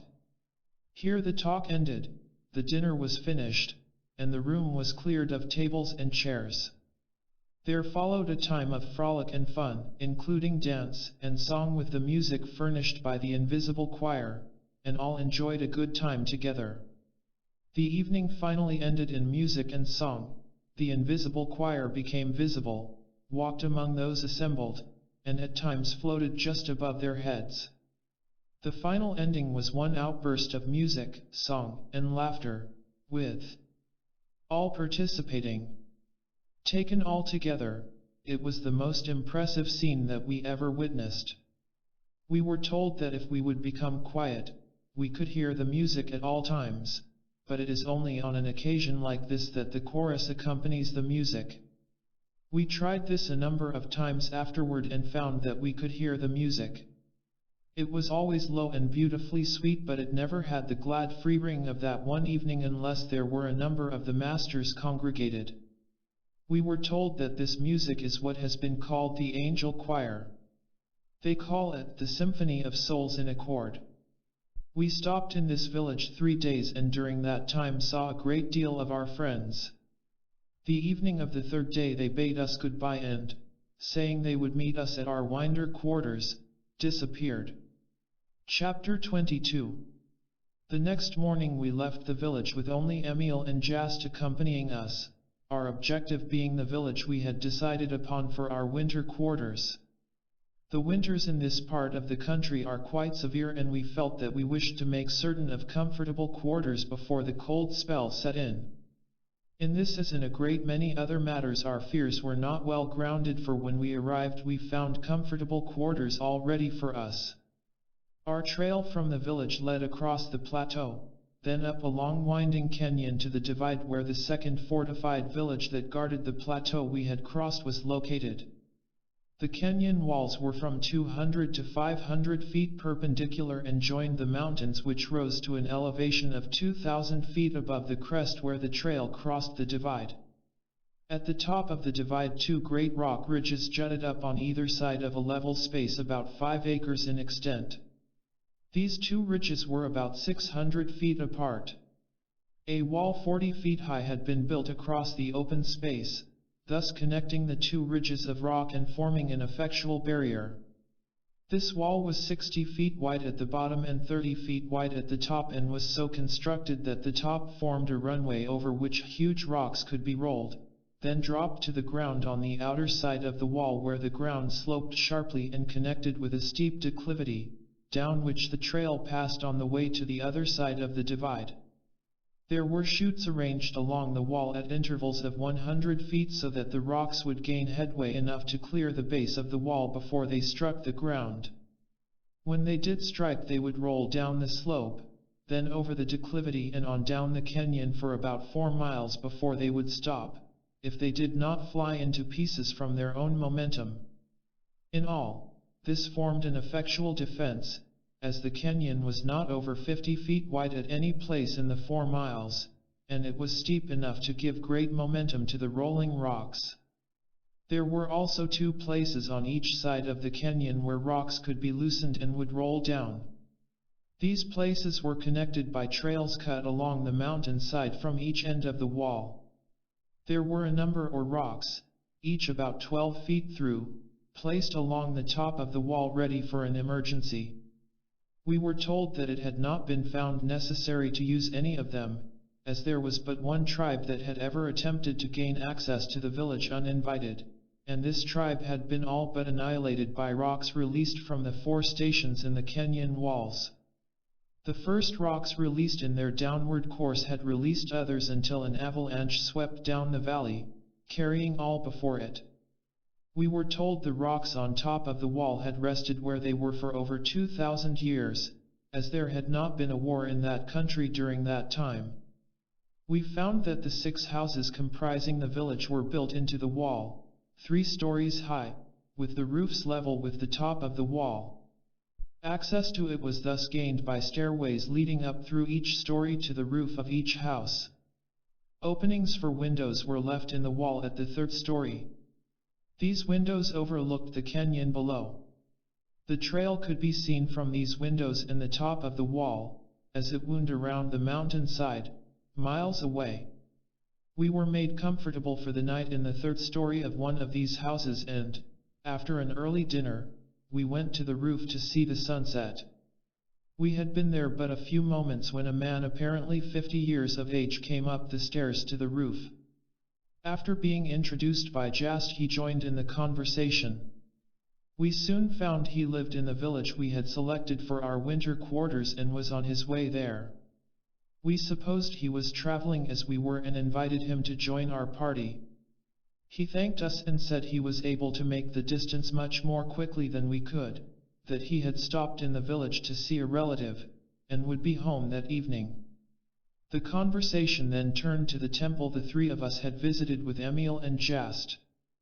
This man spoke quietly and said, "I saw you sitting on the parapet of the temple that night." Then he went on and gave the dream or vision just as it came to me and as it has been set forth in this book. This came as a surprise to me and my associates, as I had not mentioned the occurrence to them. This man was a perfect stranger to us, yet he recounted the dream as vividly as it had appeared to me. Then he went on to say, "You were shown just what we are shown, that man comes forth in unity just as long as he has consciously realized this and used the power and dominion rightly, but the moment he, in his mortal self, conceived dual powers, he began to see dual, he misused this power, and brought forth duality. For man is a free will agent and brings forth that which he gazes upon. Then diversity and wide separation resulted, and this has followed him all over the earth. But a change is coming. Diversity has about reached its limit, and mankind is recognizing that all came forth from the one source. Recognizing this, men are now coming closer and closer together. Man is beginning to realize that every other man is his brother instead of his enemy. When man does fully realize this, he will see that just as all came from the one source, all must return to that source or become as brothers in reality. Then he will be in heaven and will recognize that heaven means the inner peace and harmony created by man right here on earth. He will then see that he makes his heaven or hell just as he chooses. This heaven has been conceived rightly but misplaced geographically. He will know that God dwells within him, and not only within him but in everything about him, every rock, every tree, every plant, every flower, and every created thing, that God is in the very air he breathes, the water he drinks, the money he spends, that God is the substance of all things. When he breathes God as much as he does air. When he partakes of food, he partakes of God as much as he does of food. It is not our wish to form new cults or sects. We feel that the churches that are established today are sufficient, and they are the logical centers to reach out and help the people to the realization of God, through the Christ in all. Those associated with the churches must realize that the church but typifies the one thing, the Christ consciousness in all mankind. If they realize this, where can the diversity lie but in the concept of man's mortal mind and not in the church? Wherein then is one church or society different from another? The diversity thought to exist today must be wholly in man's mortal mind. See what this diversity has led to: the great wars, the intense hate engendered between nations and families and even individuals, and all because one church organization or another has thought that its creed or doctrine was better than that of another. Yet all in reality are the same, for they all lead to the same place. It would not be possible for each to have a heaven of its own, for if it did, when a fellow man finished with his particular brand of church organization and was ready to receive his reward, he would be obliged to spend the remainder of his existence looking through the maze of heavens for the particular one he is destined for. The church organizations and those associated with them are coming closer each day, and the time will come when they will be united as one. When all are as one, there will be no need of organization. Yet the fault does not lie wholly with church organizations. Few people have awakened to the realization of what life really holds for them. We find the greater majority drifting through life, dissatisfied, dazed, crushed, or uncertain. Each must learn to lay hold of life and begin to express, from his own life center, with purposeful, definite action, the gifts that God has given him. Each must unfold his own life. It is not possible for one to live for another. No one can express your life for you, and none can say how you must express your own life. As the Father hath life in himself, so hath he given unto the Son to have life in himself. A soul cannot realize this and just drift, for the whole purpose of life reveals itself in the privilege and opportunity of expressing the God-self within. That man is and shall be the divine image and likeness of himself is God's purpose for man. To express that which God has conceived for him should be man's great purpose in life. When Jesus was on the mountain top and his disciples came to him, see what words of wisdom he spoke unto them. His consciousness was awakened to this realization, and he had become established in this high resolve, that man can unfold in the fullness of power only when he has a true ideal, a real purpose in life. A seed can begin to grow only when it is firmly fixed in the ground. The God power within can bring forth a true desire only when it is firmly fixed in the soul of man. We must all know, as Jesus did, that the first spiritual impulse toward expression is the definite desire to express. Jesus said, "Blessed be the poor in spirit," realizing that any limitation in life that can create a desire in the individual to rise superior to the limitation and free himself from it is good. He realized that need is the prophecy of fulfillment. He looked upon every need as soil prepared for a seed. If the seed were planted, then allowed to grow and come forth, it would fill the need. Need or desire, in the unfoldment of life, is misunderstood. That it must be crushed out of the heart is taught by some great teachers. Jesus said, "Woe unto you who are satisfied. If you are satisfied, you are at a standstill." In order to contact life fully, we must seek each moment to express life fully. Desire for this is the urge toward it. Weary of crawling in the dust of the earth, man yearns to fly, and this longing invites him to find the manifestation of law that will enable him to rise above his present limitations. Finding it, he is able to go where he will, without thought of time or distance. It has been said that man proposes and God disposes. The reverse is true, for God proposes and man disposes. If man is so disposed, he can do all that God does. Cannot the Son do what the Father has done? The failure of outer things to satisfy leads the soul to seek the power within. Then the individual may discover that I am. He may know that within him lies all power to satisfy the soul, to fulfill its every need and desire. This knowledge may not come until the individual is driven by the buffetings of the world to seek this inner plane of peace and calm. When he knows I am is the fulfillment of his desire, the desire is filled. To look outside the God Self for the fulfillment of his desire is folly. To unfold, the Self must do the unfolding. Then what a realization, what an awakening to know the I am, to know that within is the power, substance, and intelligence from which all forms take form, and to know that the moment a definite and true idea of desire can be intelligently formed, the power, intelligence, and substance of spirit must flow to it and bring it forth. Are these not treasures in heaven that we have not beheld? Here, in the unformed, lie boundless treasures hid within ourselves. How clear this is to the one that has found the pearl. Then think, seek ye first the kingdom of God and his righteousness, righteousness, and all these things shall be added unto you. The reason they are added is that they are made out of the very essence of spirit. The consciousness must first find the spirit before it can form the desired thing. The awakened one perceives the creative principle within, then he sees and his realization is his life opportunity. He has a vision or becomes aware of his possibilities or the possibilities that lie before him. With the knowledge that the creative power lies within, he recalls his heart's desire. This becomes an ideal, or mold, that draws forth power and substance to fill the mold. I see is the soul's conception, it is the promised land, the dream come true, toward which the soul may look in faith. Although it may not yet be consciously possessed, it must come forth into visible form as he fulfills the law. A wilderness of experiences may have to be met and overcome. This but makes the soul worthy of atonement.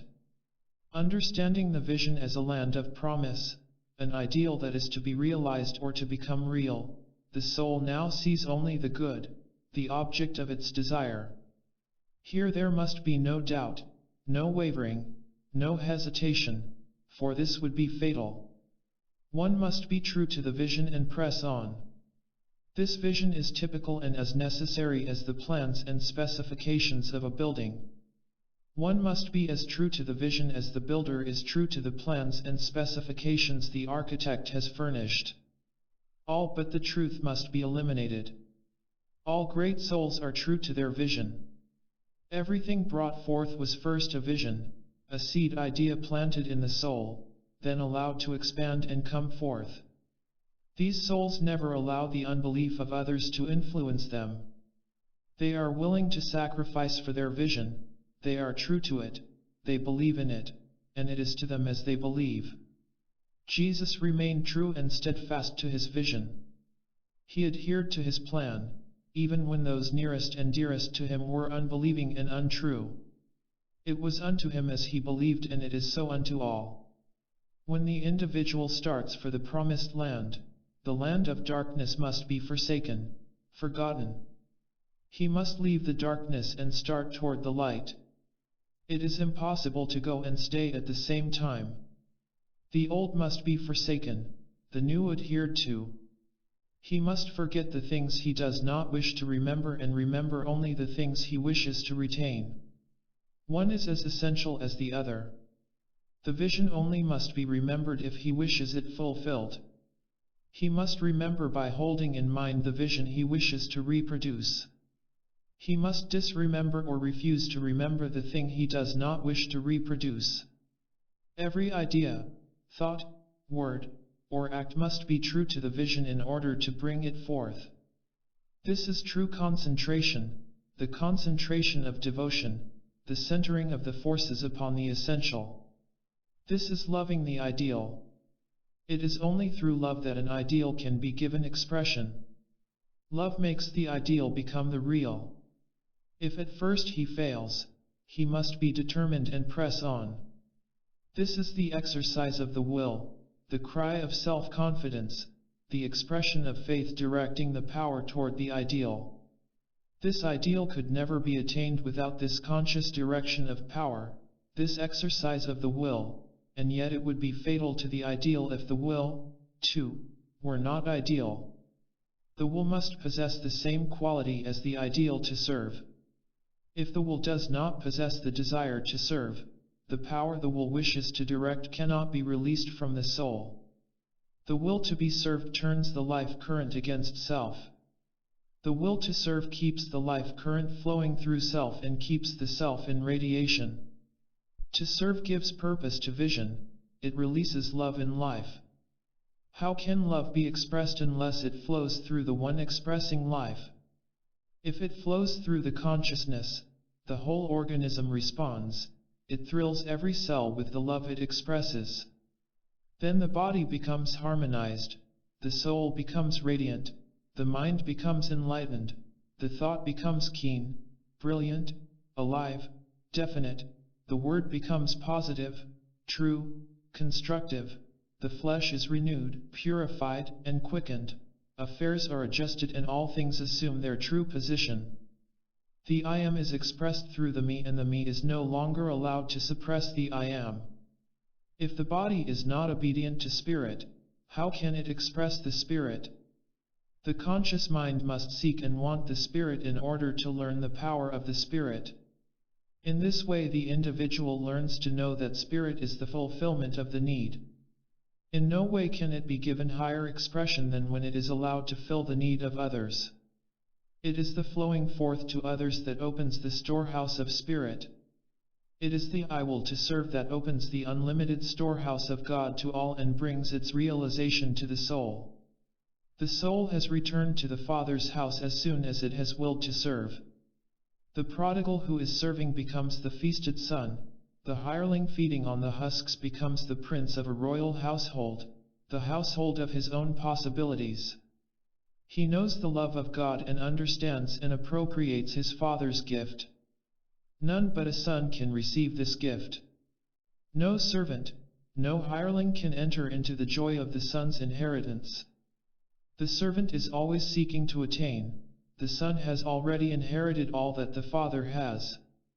When we know that we belong to the Father's household and that we are heir to all that the Father has, then we can begin to live as the Father wishes us to live. Behold, now are we sons of God. The Son consciousness causes the fulfillment, the servant consciousness causes the lack. We will find every desire of the heart fulfilled by the Father as soon as we act the part of the Son in thought, word, and deed. We will find that the sons of God are free. Here the speaker arose, bade us good night and, with the remark that he hoped to see us when we arrived at winter quarters, departed. Chapter 23. We left the village the next morning. For 3 days the trail led through a rough mountainous country so sparsely populated that we were obliged to pitch our tents each night. No provisions had been taken along for this trip, yet when food was needed it was there. No sooner were the arrangements made for a meal than an abundance of food was right at hand to be partaken of, and at no time did we see it all consumed, there was always a little left. The evening of the 3rd day we reached the head of a wide valley, through which valley we were to travel to reach the village of our destination. From this time on our road led through a fertile, well-populated valley. We had selected this village as our winter quarters for the reason that it was located in the very heart of the country we were visiting, and we felt that it would give us the opportunity we desired to come in daily contact with the people for a longer period of time. A great many of the people we had met in the different places we had already visited lived in this village, and they had all extended cordial invitations to visit them. We felt that, by staying in this village for the winter, we would have ample opportunity to observe their daily life more closely. We reached this village November 20th and made a number of short trips from there until the snow came on and travel was made difficult. We were housed in very comfortable quarters, the people were very kind, and we prepared to enter into the life of the village. All the homes were thrown open to us, and we were told that the latch strings were always out and that they considered all men brothers. At this time we were invited to share the home of one of the remarkable women that lived in this village, whom we had met before. We felt that we were comfortable and that it was not necessary to trouble her. She insisted that it would be no trouble, so we moved in, bag and baggage, and made her home our home during the remainder of our stay. I shall never forget the first time we met her. It was in a small town near the border. When she was introduced we thought she was not a day over 18, and we all thought her beautiful. What was our surprise when we were told she was over 400 years old and one of the most loved of teachers. Her whole life was spent in the work. When we first met her we had been thrown in daily contact with her for nearly 2 weeks, but her true self did not show forth until we saw her in her own home. After living in her home and being in daily contact with her, we could readily see why the people loved her as they did. It was impossible for anyone to do otherwise than love and respect her. We lived at this lady's home and ate at her table from the last of December until the following April. We had ample opportunity to observe her home life and the home life of a number of others in this village, and we found their lives ideal. The more we saw all these people, the more we loved and respected them. We had ample opportunity to corroborate all that they told us regarding their ages, by records that could not be contradicted, any more than our records can be contradicted. Chapter 24. Time went on until the last of December and the year was drawing to a close. We had noticed that a number of persons were congregating for the one ceremonial event that the masters participate in practically alone. Each day we were introduced to strangers. All spoke English, and we began to feel that we were a part of the village life. One day we were told that the event would take place on New Year's Eve, and we were invited to be present. We were also told that, while this event was not for outsiders, it was in no way a secret meeting, that none of their meetings were private. The assembly was for those who had commenced the work, had taken it up in earnest, and had gone far enough to realize that they wanted to live the life, those who had accepted the higher consciousness and realized what this meant in their lives. It was called by some the Feast of the Passover. These gatherings were usually held at some stated location at this time of year, and this place had been chosen for the occasion this year. The morning of the day appointed for the assembly dawned bright and clear, with the mercury well below zero. It found us all eager, for we felt that this evening would add to the many interesting experiences of the trip. We arrived at the appointed place at 8 o'clock that evening and found about 200 assembled. The room was lighted in the same way as the one mentioned before and was very beautiful. We were told that the beautiful young lady who once before had been our hostess would have charge of the services. A few moments after we were seated she entered the room, and we all marveled at her youth and beauty. She wore a beautiful white gown, but there was no attempt at display. She stepped quietly to the small platform and began her address. We are gathered here this evening with the desire to enter into the fuller meaning of passing from a lower to a higher consciousness, and we welcome those of you who are prepared for this. At first you followed us, led by your interest in the things you have seen us accomplish, which you at first looked upon with awe and wonder, thinking of them as marvelous. We know you have at this time learned to look upon these things as the everyday occurrences of a life lived as it should be lived, a natural everyday life that God would have us live at all times. By this time you are satisfied that we have not performed any marvels. You realize the true spiritual meaning of what you are doing. The consciousness that functions from the true spiritual plane always interprets all forms in terms of the ideal underlying them. Then the great inner meaning is revealed and there is no mystery, consequently no marvel, no miracle. This passing over from a lower to a higher consciousness means putting away the material, where all is discord and inharmony, and taking up and accepting the Christ consciousness, in which all is beauty, harmony, and perfection. This is the natural way of living, the way God sees us living, and the way so beautifully exemplified by Jesus here on earth. The other is the unnatural, the self-way, the hard way. When we realize it, it is so easy, so natural to live the Christ way. Then we come into the Christ consciousness. We have tables spread. This is the only occasion on which we congregate for a feast. It is not a feast such as those in mortal consciousness might think. It is a feast of realization and accomplishment, symbolizing the passing from the mortal to the Christ consciousness, and so greatly misunderstood throughout the world today. We believe that all of God's children will sit down to such a feast someday with the true realization of its meaning. We shall have with us, tonight, a few of those that have so perfected their bodies that they are able to take them into all the celestial realms and there receive the highest teachings. They have all lived a certain time here in visible form, then passed on and taken their bodies with them, to a place in consciousness where they are not visible to mortal eyes, and we must raise our consciousness to the Christ consciousness to converse with them.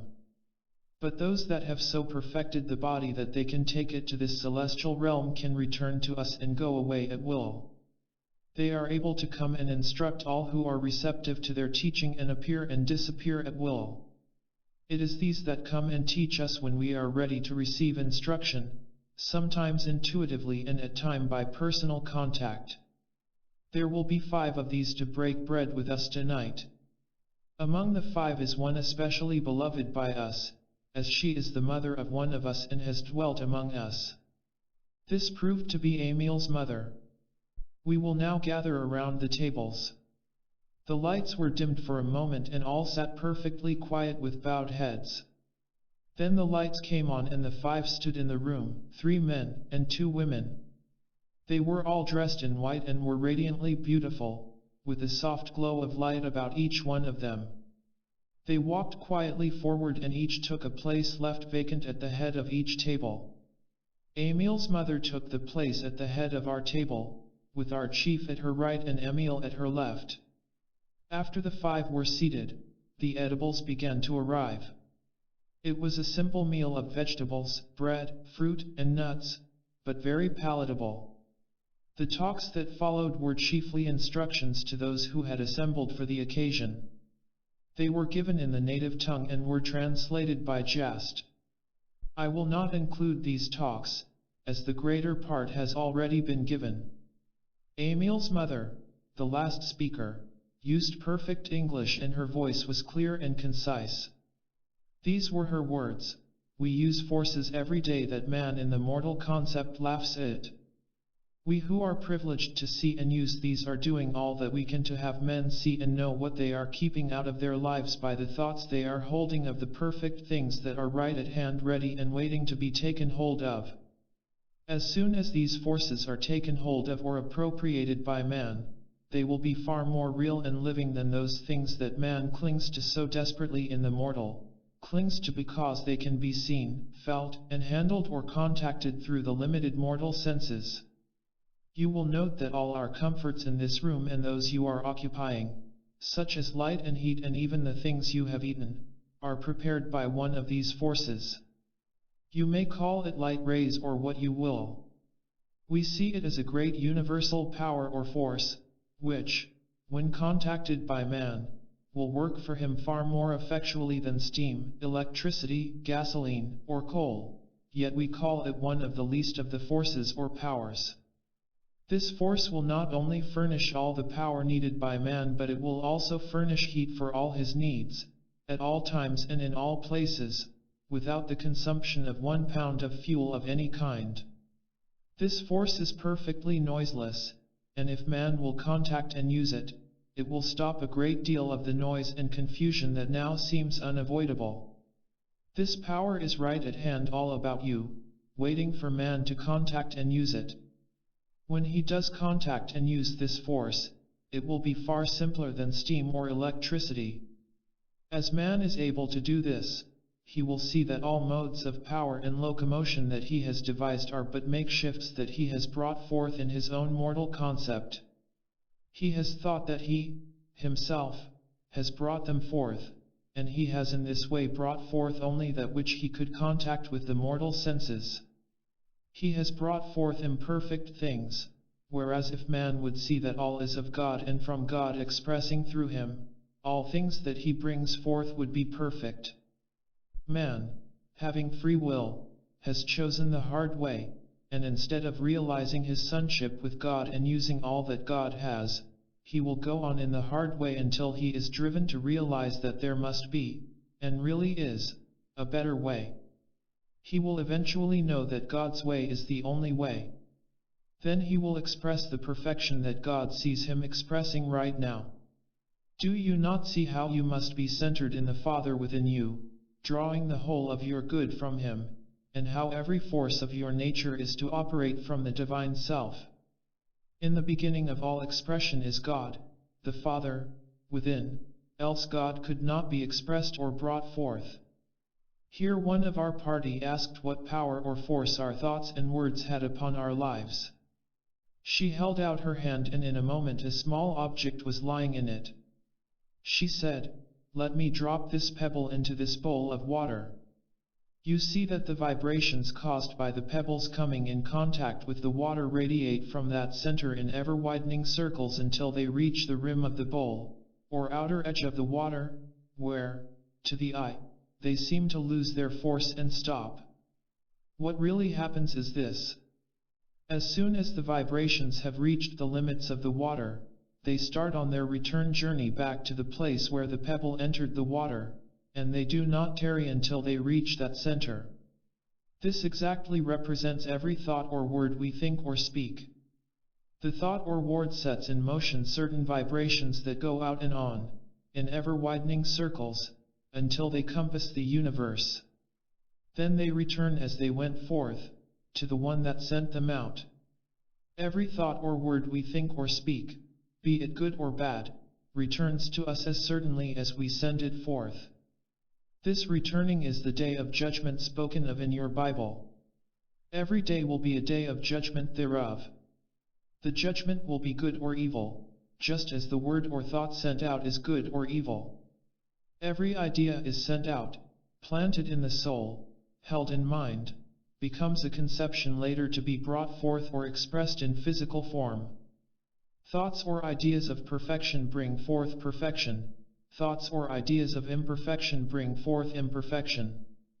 The sun and earth combined will produce, with equal willingness, the mighty banyan or the smallest flower if the seed is planted. It is in this way that the soul and spirit respond to the call of man, and that for which he asks by word or thought, he receives. The only thing that has separated man from heaven is a mist of material thought that man has created around heaven, and this has given rise to the mysteriousness that surrounds all things divine. This veil of mystery is gradually being pulled aside, and it is found that there is no mystery. Those establishing their different church organizations have found it expedient to surround the things of God with mystery, thinking to get a closer hold upon the people. But all are now finding that the deep things of God are the real, simple things of life. If not, of what avail are they? All are perceiving that the church but typifies the Christ consciousness in man, the God center of humanity. They are perceiving the ideal instead of worshipping the idol which has been built by mortal thought. Look at the vast number of heterodox organizations springing up on every hand. Though widely diversified now, they are bound to lead to the one.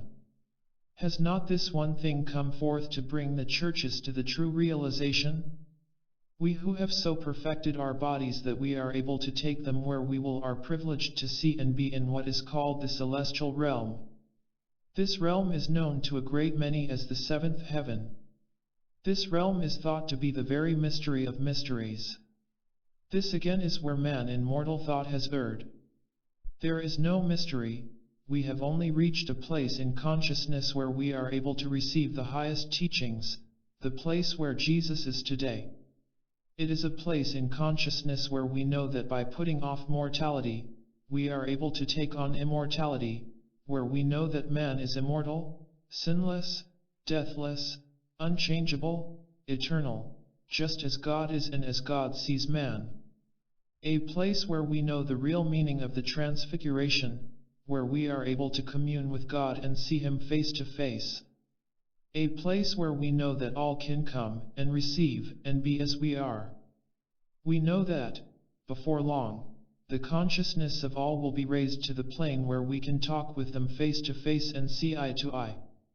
Our withdrawal from their sight is but the raising of our consciousness above that of the mortal, and by this we become invisible only to those in mortal consciousness.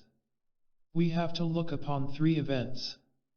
One that happened long ago, the one that typifies to you the birth of the Christ consciousness in man, the birth of the babe Jesus.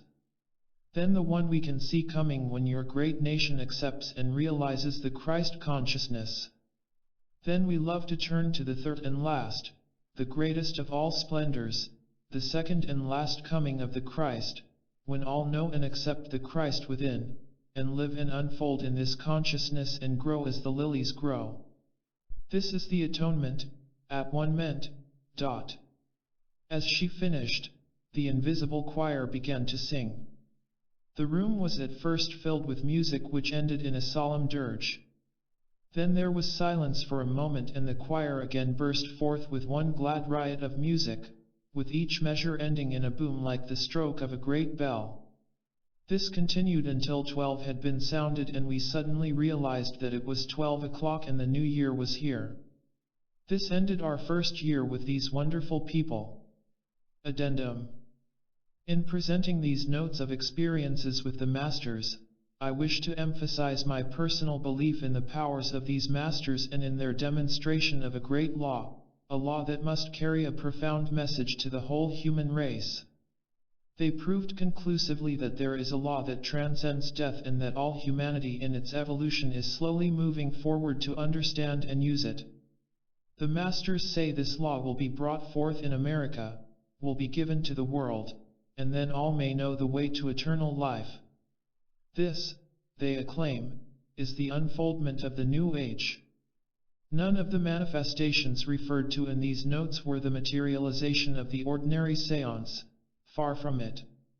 It was the higher expression making the body visible and invisible at will, a glorifying and spiritualizing of the flesh. There is a God law, and human beings will soon inherit it, become illumined, and use the body with understanding in full masterhood. There is no question but these people have brought the light through the long ages, and they prove by their daily life and works that this light does exist just as it did thousands of years ago.